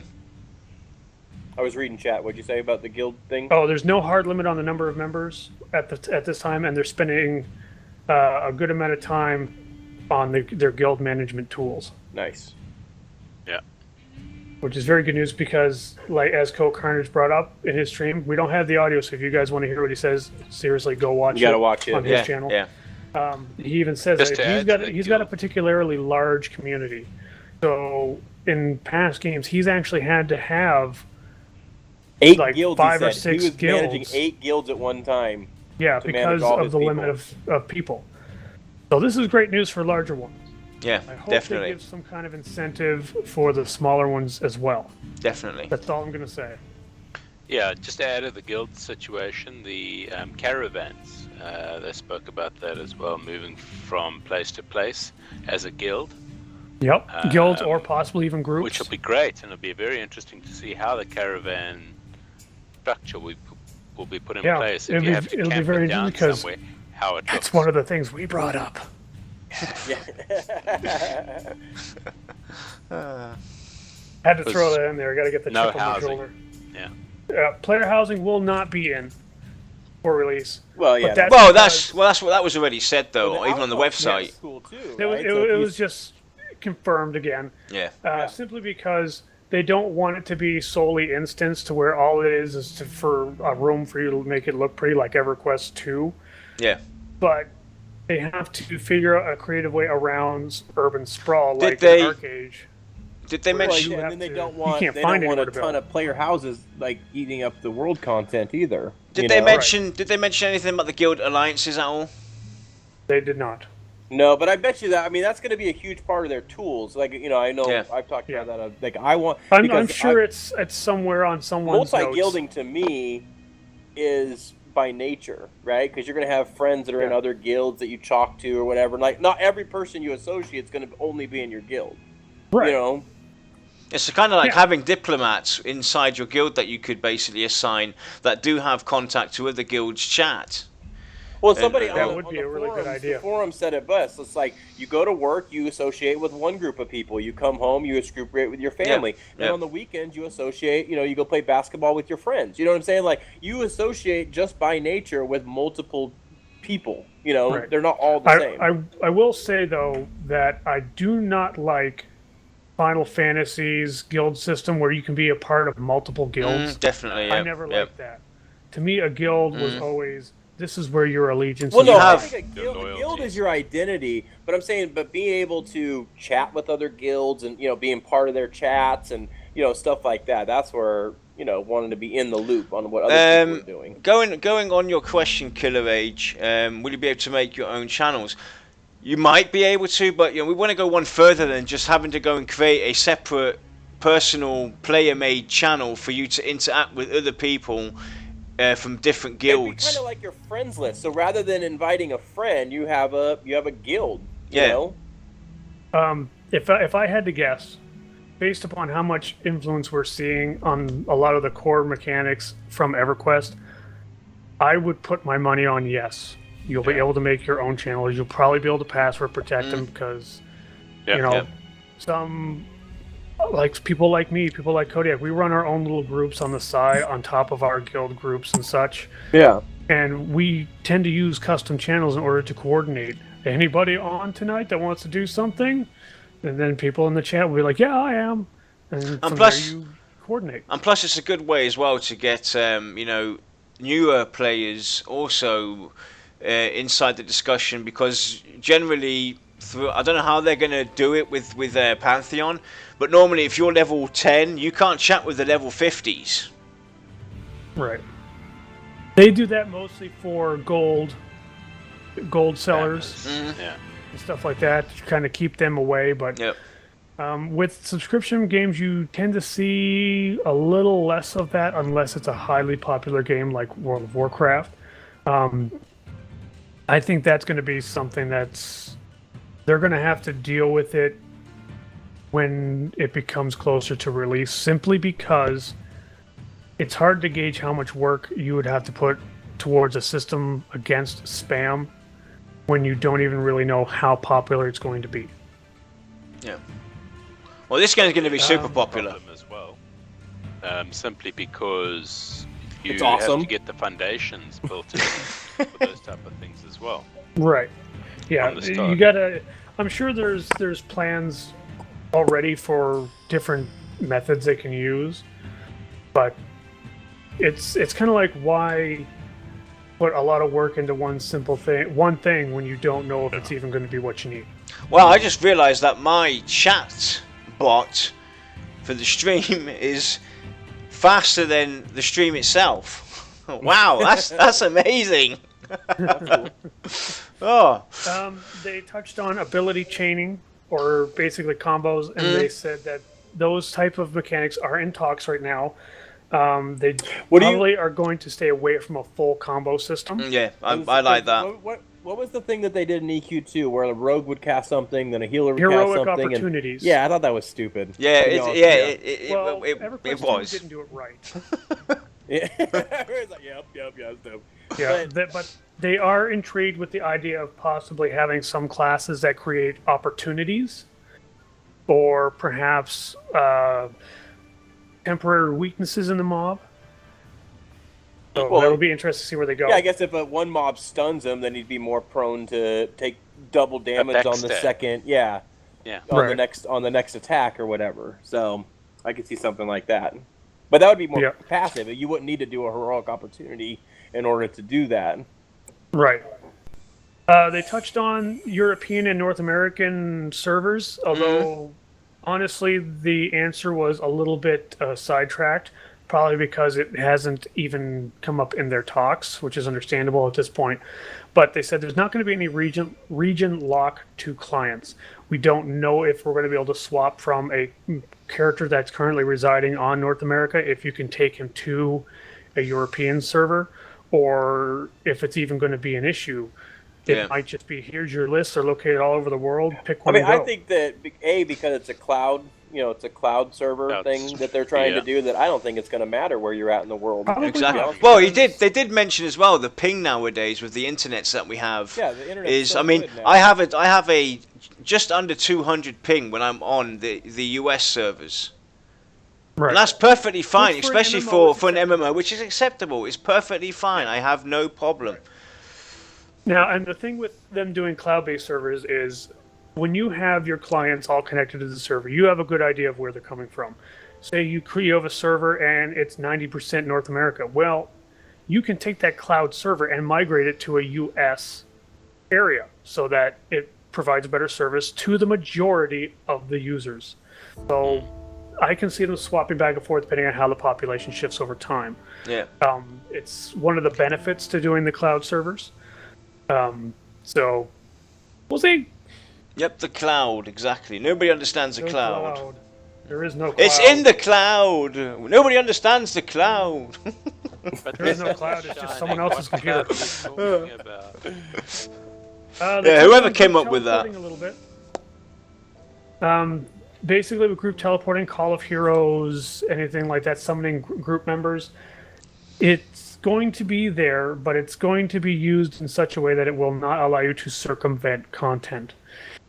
I'm taking this as meaning you can only use it like at the entrance of an area or in a designated safe spot. And they did mention that it was only going to be usable in very specific areas. Mm-hmm. This is actually a very smart move, I think, because it will also limit the ability for other guilds to come in and snipe raid mobs. Well, they asked the perfect question. So let's say they made their way all the way to the top of that area where that anvil is, and then they summon the crafter from the entrance to the top. No, he shouldn't be able to do that. No. They should have to work all the way up to that anvil in order to do it. Right. I mean, like, I take it because I go from past experiences where for raid mobs, I literally had mages in EverQuest 1 camped out in the room of a raid boss. We knew it was going to spawn, even if a raid was currently clearing to work to them. We'd pop on our mages, summon the raid, take it out, and then this other guild would actually clear to it and be like, where the hell is the raid mob, you know? It helps prevent things like that. Can we go in? Oh, go ahead. Can we go and touch on the other topic that they brought in about group content, solo content, etc.? Can we go and just quickly touch on that for people that might want to be interested in what they said? There's been a lot of controversy probably the last 3 or 4 months with a lot of people who have had interest in Pantheon. Because it is a group-focused game, some people are soloers. That's just the way they are. They basically would treat an MMO more like a chat room where they solo. There's nothing wrong with that. They're not going to do anything to discourage soloing. If you can find a way to kill stuff by yourself, go for it. But they're not going to make content specifically for soloing. Yeah, if there's if there's a single rat mob that spawns every 22 minutes and you want to kill it over and over and over again, go for it. You sit there and wait 22 minutes to kill it again. But they're not. This is good. I have a feeling this is going to be a case of. It's going to come down to character design.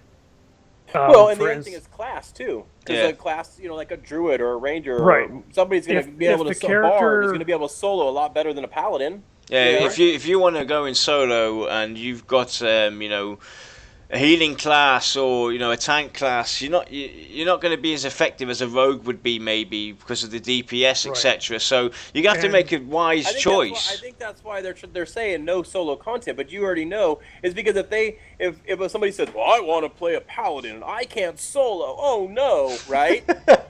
or it's like, hey, then go play a bard and you could solo just fine. Right. That's your choice. Exactly. It comes down to your choice matters. If you choose a crusader, you have to be willing to accept the shortcomings of that class. You should put in some effort to learn about it before you pick it. But just to quickly recapitulate, Brad did say there will be solo stuff. But it's mainly group orientated. All group is based on group dynamics, but there will be stuff that people can do when their friends ain't online, their guild's not online, etc. There will be stuff for solo players to do, but if you want to achieve stuff in the game solo, forget about it. You're not gonna go into these dungeons and solo them, this, that, and the other. You will need a group. This way, I have this suspicion that we're going to see something like a full group gives you an experience bonus. It might not be something that's obviously given to you. There was actually something that Swati pointed out when she sent me the notes. You gain 21 group experience. Was in one of the chats. It was in the chat window. So you seem to get a group bonus for being grouped. But maybe the group bonus is going to be to such an extent that soloing, even if you can do it effectively, really isn't even worth it over a full group. Well, and it kind of disassembles the point of playing an MMO. I want to play an MMO or be in this immersive world with thousands and millions of other people because I want to play with other people. Play by myself, yeah. Exactly. and sadly, we have a lot of modern games to thank for that because they're basically massively multiplayer online single-player games. Yeah. You could take it from one to end and by yourself and be fine. So he said there are plenty of fantastic single-player games out there. Exactly, but can we quickly just stop from having Lex and myself and Kodiak because Josh is starting to swirl on his chair and do a full 360 out of pure boredom. Josh, you got anything to say, mate? You're kind of. Like I keep saying, man, it's all right to be like Lex. Shut up. Let's just bring him into the discussion a bit. Poor soul. No, it's all good. But yeah, I agree that if you want to play a solo game, go play a solo game. This game is going to be based around grouping, so get involved. That's what you have to do. Yep. Well, here's one for you, Josh. What seems to be abnormally high draw distance create vistas and immersion. What do you think of that? Very interesting. I think Pantheon has probably the largest draw distance I've ever seen in an MMO. Yeah, definitely. And how they've made it so that certain elements actually spark the interest and get highlighted is just phenomenal. Yeah. It's great to see that you can look afar, see the mountains in the back, and all of a sudden you look to the right, and there's this weird structure that's nicely highlighted to some point. It's just makes you go, I want to go there. Yeah, I'm gonna go check that out. We're going this way, guys. See you later. Way over there. Keep in mind when you're watching these streams that draw distance does incur a heavy performance hit on most machines. If you have the draw distance as high as you'll see in the streams, you're probably going to need a pretty beefy video card. Yeah. It's the way it is. But one thing has to be said though. Different experience for every person. Who's not going to buy one thing has to be said though. The Unity engine though itself provides a lot of support and a lot of help towards that. The Unity engine is really smart, and they've built to actually help expand older machines, etc. That's why they can do this, and this is why if you look at the stream, we don't know what kind of systems. Cohhcarnage most probably has a great system, but we do know that the VR guys don't, and it's still looking pretty smooth. Yeah. But I just got to put out there that mileage may vary. Yeah, of course, definitely. But the Unity engine helps. This is something that a lot of people are going to be super happy about. Some people are going to be a little That end game crafting will be absolutely significant. Wait, did we just surpass something quickly? Well, I just had firecrackers go off for that follow. Did we surpass a certain limit, a certain number? We must have. Oh, yes. Woo! Hey, awesome! What was I gonna say? Oh, that they said that you could find an item in the world and take it to your local crafter and have it made just for you. That's what I love too. At the end game, crafting is going to be absolutely significant. And from the examples that they were talking about, it was stuff like, say you get an item from a raid boss. You can trade this item, but if you go to a crafter and they give it a 5 or a 10% boost in stats, or they modify the stats or whatever they allow them to do, that will bind it to you specifically for that enhancement. Mm-hmm. So right there, crafters, even at endgame, I will be trying to find you because I'm going to put you to work. Exactly. But you also saw at the end over there's NPC master crafters as well. That they can only make items which no other crafters can probably make. Yep. Based on the environment they're in.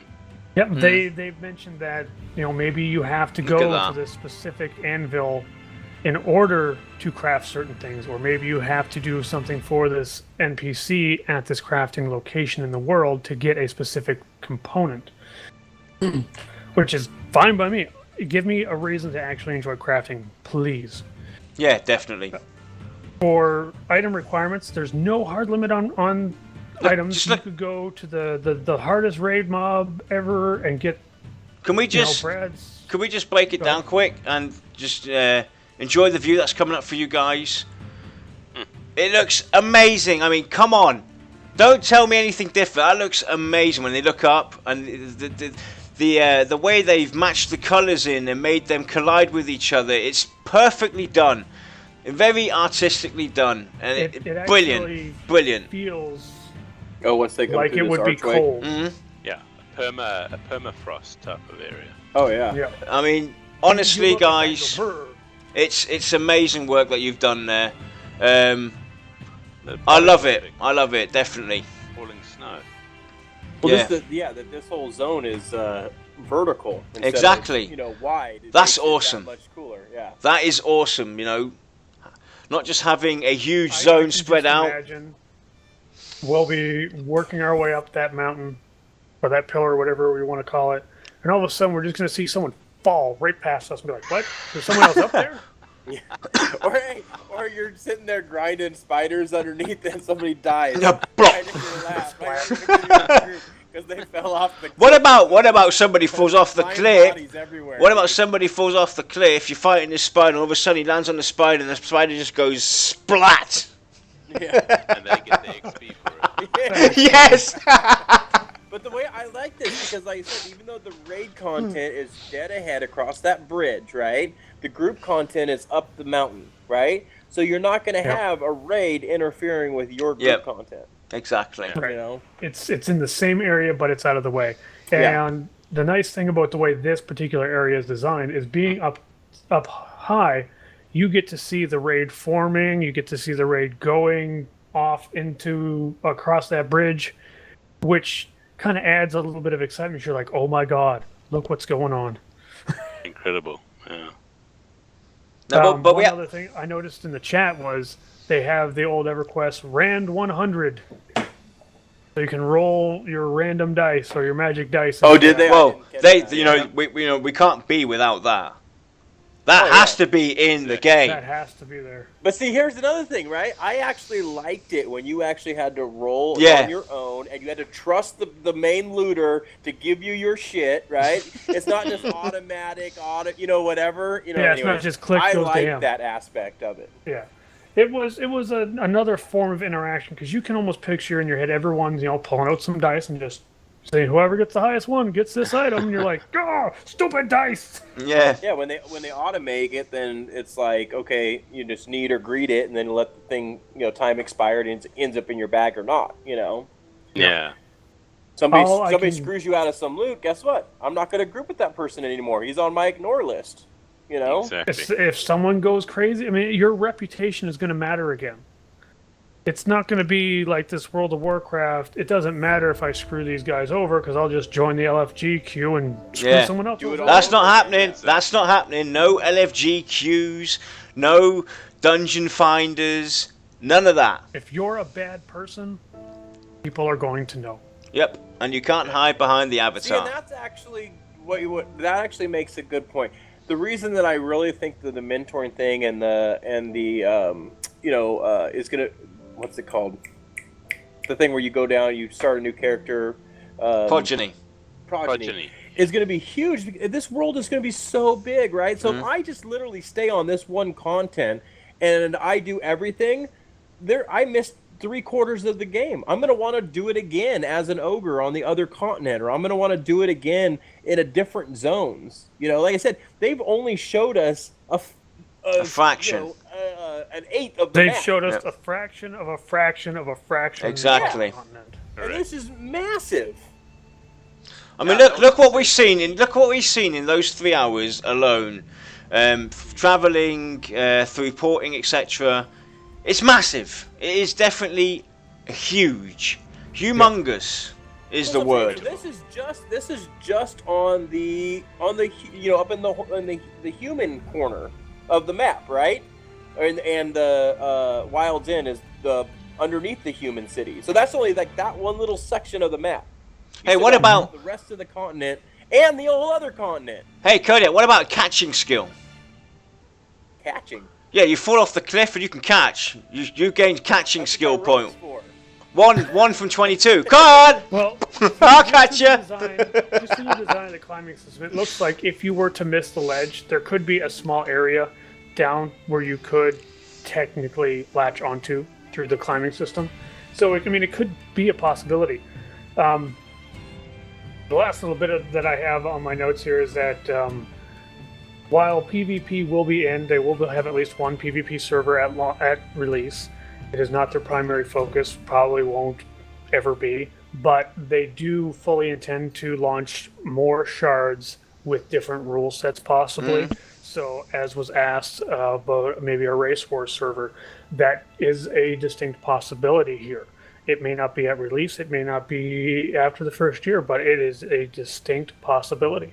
But you're talking about shards as well, or servers. They also mentioned as well that they will have one PvP server at release. Yes. At least so for the people people looking for PvP, don't be afraid, don't be scared. There will be a server for you guys to hop on and do your PvP. Yep, you go PvP on your shard, leave me and my spiders alone. Yep. I'm PvE all the way. I hate PvP. Yeah, I suck at it. The PvP system has to be very, very enjoyable for me to even consider it. Early SWTOR was fun. Later SWTOR, not fun.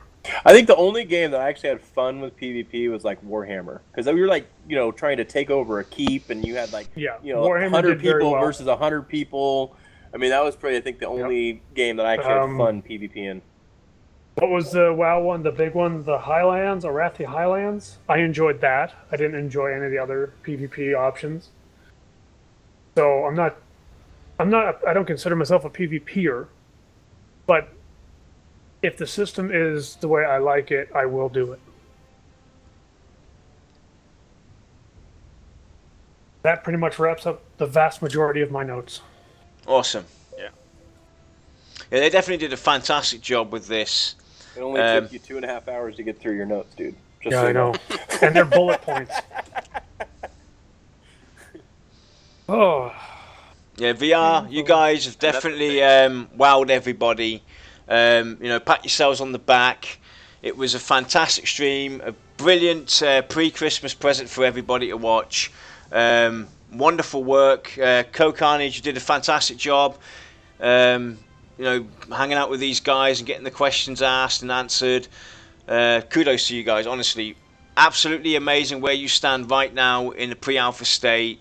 It's come a very long way from the past 6 months. We can actually see that you guys have been working very hard and not telling us that you're working hard and not really doing it. You have shown us today that you are really focused on what you want to do. You're passionate about what you want to do, and we applaud you. Honestly, fantastic what we saw today. Definitely. Yeah. I don't think any other studio would do this much work at that high quality. Yeah. This fast.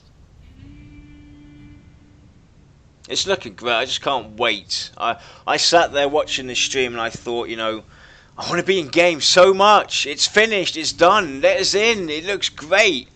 It looks great just as it is. And it looks like they're having so much fun just running around. And that's another great thing as well. I don't get the feeling that, I have to do all the quests or I have to have quests to go and enjoy myself. No, I don't. I can just go grab a group and say, hey, we're going to go off an adventure there and there and just see what happens. And then you're going to get smacked by it. We're not going in there. Let's go somewhere else. Yes. Oh, that was it. It was Alterac Valley. That's the one I was thinking of in WoW. Yeah. I used to do that an awful lot. Yeah, so Another thing they mentioned is that there will be thousands and tens of thousands of unique items as well. Yeah. Yeah.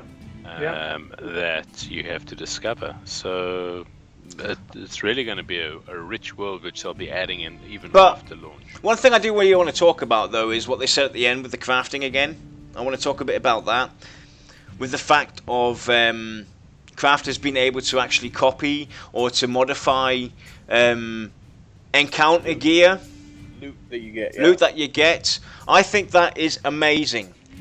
We talked about this. It's discussed as well. It's been discussed in the forums as well. Similar ideas. Brilliant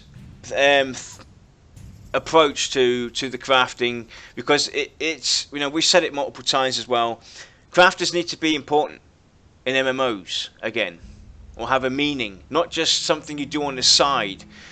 Give people that want to craft, that go out of their time and just do all the crafting, give them actual value for what they're doing.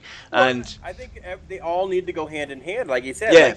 A crafter's not going to be able to go and get a raid item, so you need those adventurers to come bring you back the components so you can craft. Like, it needs to be a symbiotic relationship between crafters and adventurers. Yeah. And in most games, it's one-sided, either or. It's either a crafting game or it's a adventuring game.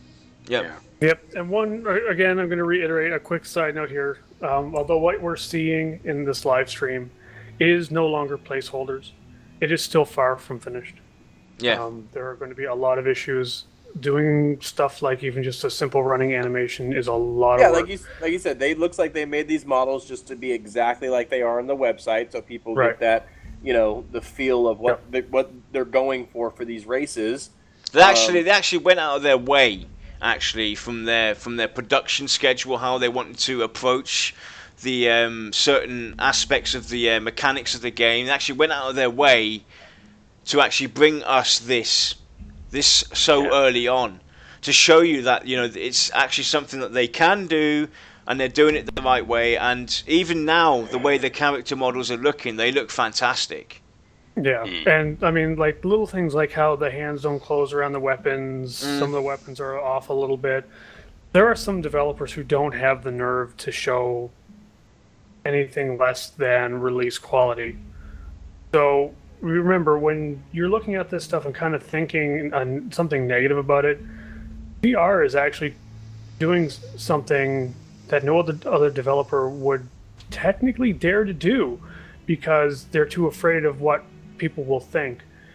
Here, VR is technically saying, this is where we're at.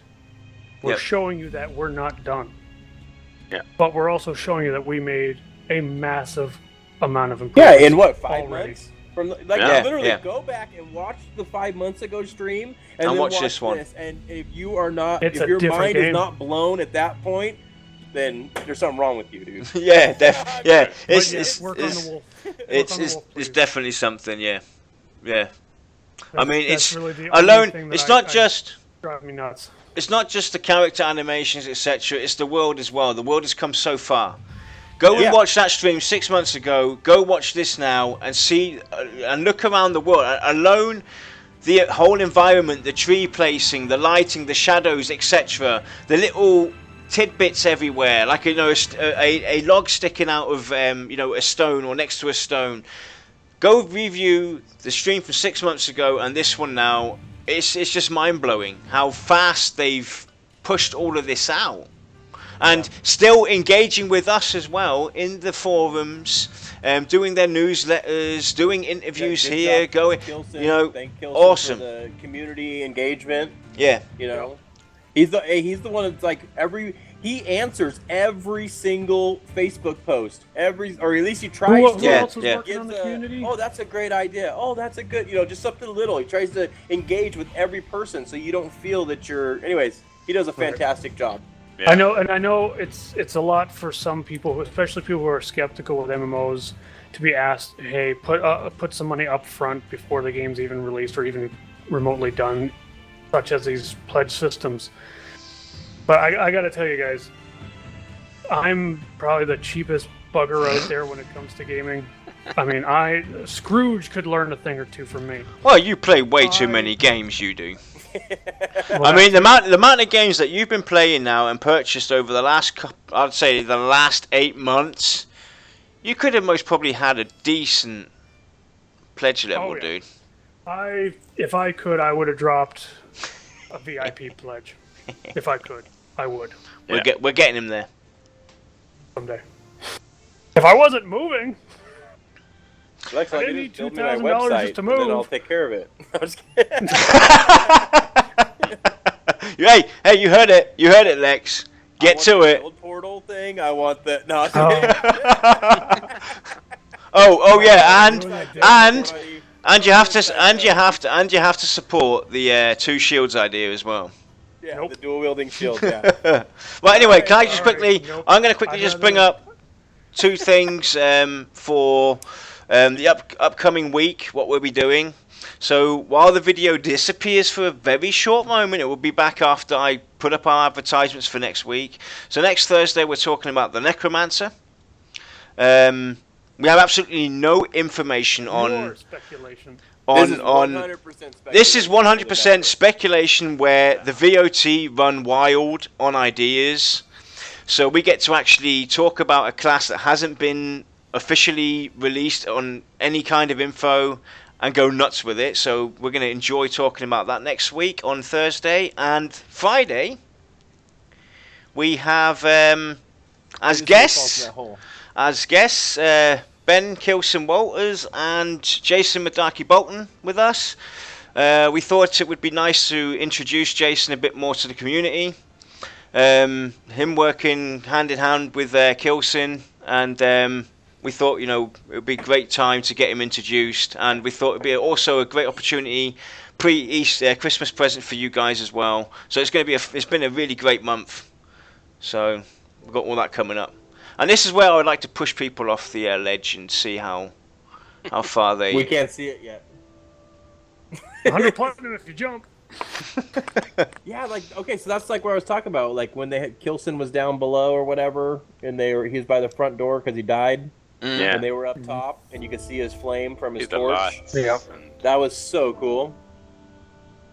I can literally see you're up there grinding the gargoyles or whatever, and a raid comes in through that door, and you're just gonna see torches just piling towards that bridge. You're gonna make a beeline for that boss quickly. Yeah. Oh, hey! We got somebody supporting the dual wheel shielding in chat. We're gonna make it a thing. It's called If bunker dual down, baby. shields are a Bunker thing- down. Hey, the Roman Empire used that system. Shields at the front, shields at the top. And it worked. It was effective. I don't care if God himself did it. If dual shields are in, I'm out. Okay, what about adding like little knives on the edges of the shield so you can use it actually as a weapon as well? Would that be sufficient for you as well? Would that maybe change your mind? Maybe that would be fine. See how easy see how easy that was? See how easy that was, guys. And it wasn't our idea, it was VR's. Go look at the Kickstarter. It was on their Kickstarter, it wasn't us. Exactly. Don't blame us. Because I was reading their Kickstarter thing from, way back when. All I see is an ogre with 2 shields going, hug me. Come here. Oh, come here. Bear hug, come on. No, I remember seeing something on the forums and I was just face palm right there. What do you mean, no, they did not?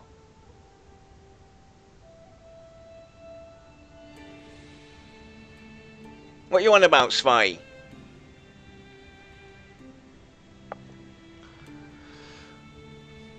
It didn't work that way. Yeah, either way, it don't matter. They're not going to be in, don't worry about it. Yeah. Not gonna happen. It might. You never know. There's still, I'm optimistic, okay? But I am starving. Everyone's really quiet. Yeah. I just want to see that rock golem again.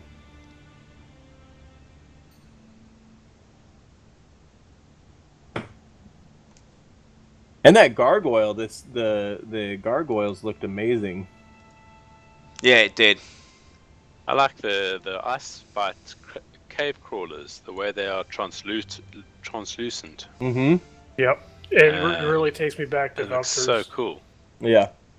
But apparently we're having chat problems or voice problems. Is everybody quiet? Or is it fine? Say something, guys. I can Can hear you you hear just us? fine. I'm just fine. Yeah, me too. It's fine. I can hear everybody. That's what a volume's for. Right, so I think we've covered everything that we could, think of right now. I'm sure there'll be more down the road. Definitely. As we dissect the video. Exactly. So we'll possibly do another stream on on the stream that we saw today. We'll basically recap it and pick out stuff that we didn't see originally. Join us for Tuesday for Tavern Talk. We'll be covering the December newsletter. And obviously maybe a few things that we see here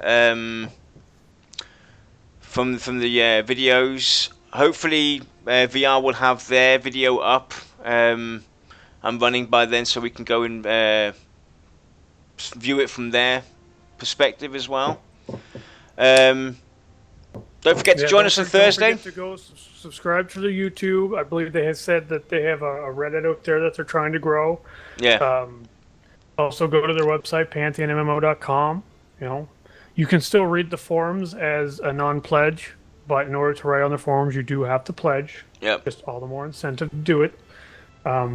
Seriously, get in there. Go follow them on Twitter at PantheonMMO or Visionary Realms. They're posting stuff almost daily, and they do read your feedback. Definitely. And give them a warm, pat on the back. They've definitely done a lot of work and come a long way, and it looks amazing what the world builders have displayed for us. The character animators, the programmers, everybody on the whole entire team has done an amazing job, and you could have made a great Christmas present for all of us to view this 3 hours to see that epic boss fight that I'll actually quickly go and fast forward to so you guys can see it before we end the stream. I'm going to go and jump forward a bit so you guys can watch that while we go and cut off. Trying to find it. Where was it? I think it's coming up now, isn't it? Or have I surpassed it already? No, there we go. So you guys get to watch that while we go into our closing thoughts. Guys, your closing thoughts on what you saw today We'll start with you, Josh. Go ahead. What's your closing thought? Well, it's just amazing. Amazing how far they've come so far, and really I can see that VR are extremely dedicated to the task at hand, and I can just see what they're doing, just going from strength to strength, and I really am happy with how far they've gotten, and I know they'll be successful in the end of the day. Nice. Kodiak? Same. Like I said, night and day from the last one to this one, and keep up the good work. Everything that we see, we enjoy, we like. Yeah, I want to play it. Lex? Absolutely astounding. I mean, my head is still just chewing away at all the details that we've gotten so far. I'm really chomping at the bit just to get my hands on it. I'm trying with every ounce of willpower I have to give them whatever time they need. At the same time, I can definitely tell you that as it sits right now, that after my very first play session, I'm going to be just like Frogzor. I'm going to need myself a towel and a cigarette when I'm done. That's an insider, guys. Inside joke. Inside joke. Poor Fogs. Real quick, can I say something real quick, though? Yeah. I thought it would be a cool mechanic, since it's a rock monster, that you can jump on rocks, that you should be able to jump on this golem. Yes. You know, do extra jump damage. on him, kick him in the face. Yeah. Yeah, and Voil said it as well, and we have to give credit to Unity as well. It's a fantastic. It's come a very long way. They've done a lot of work. But yeah, agreed. VR, you guys have awed us, and we cannot wait to finally be a part of the game itself and share experiences with you guys. Kudos, keep it up, and we'll see you guys all on Tuesday for Tavern Talk. So join us then, 4 p.m. Eastern, for Tavern Talk, all the latest news. And have a great weekend, everyone. Thanks for joining us. We appreciate it. Bye-bye. Be safe out there.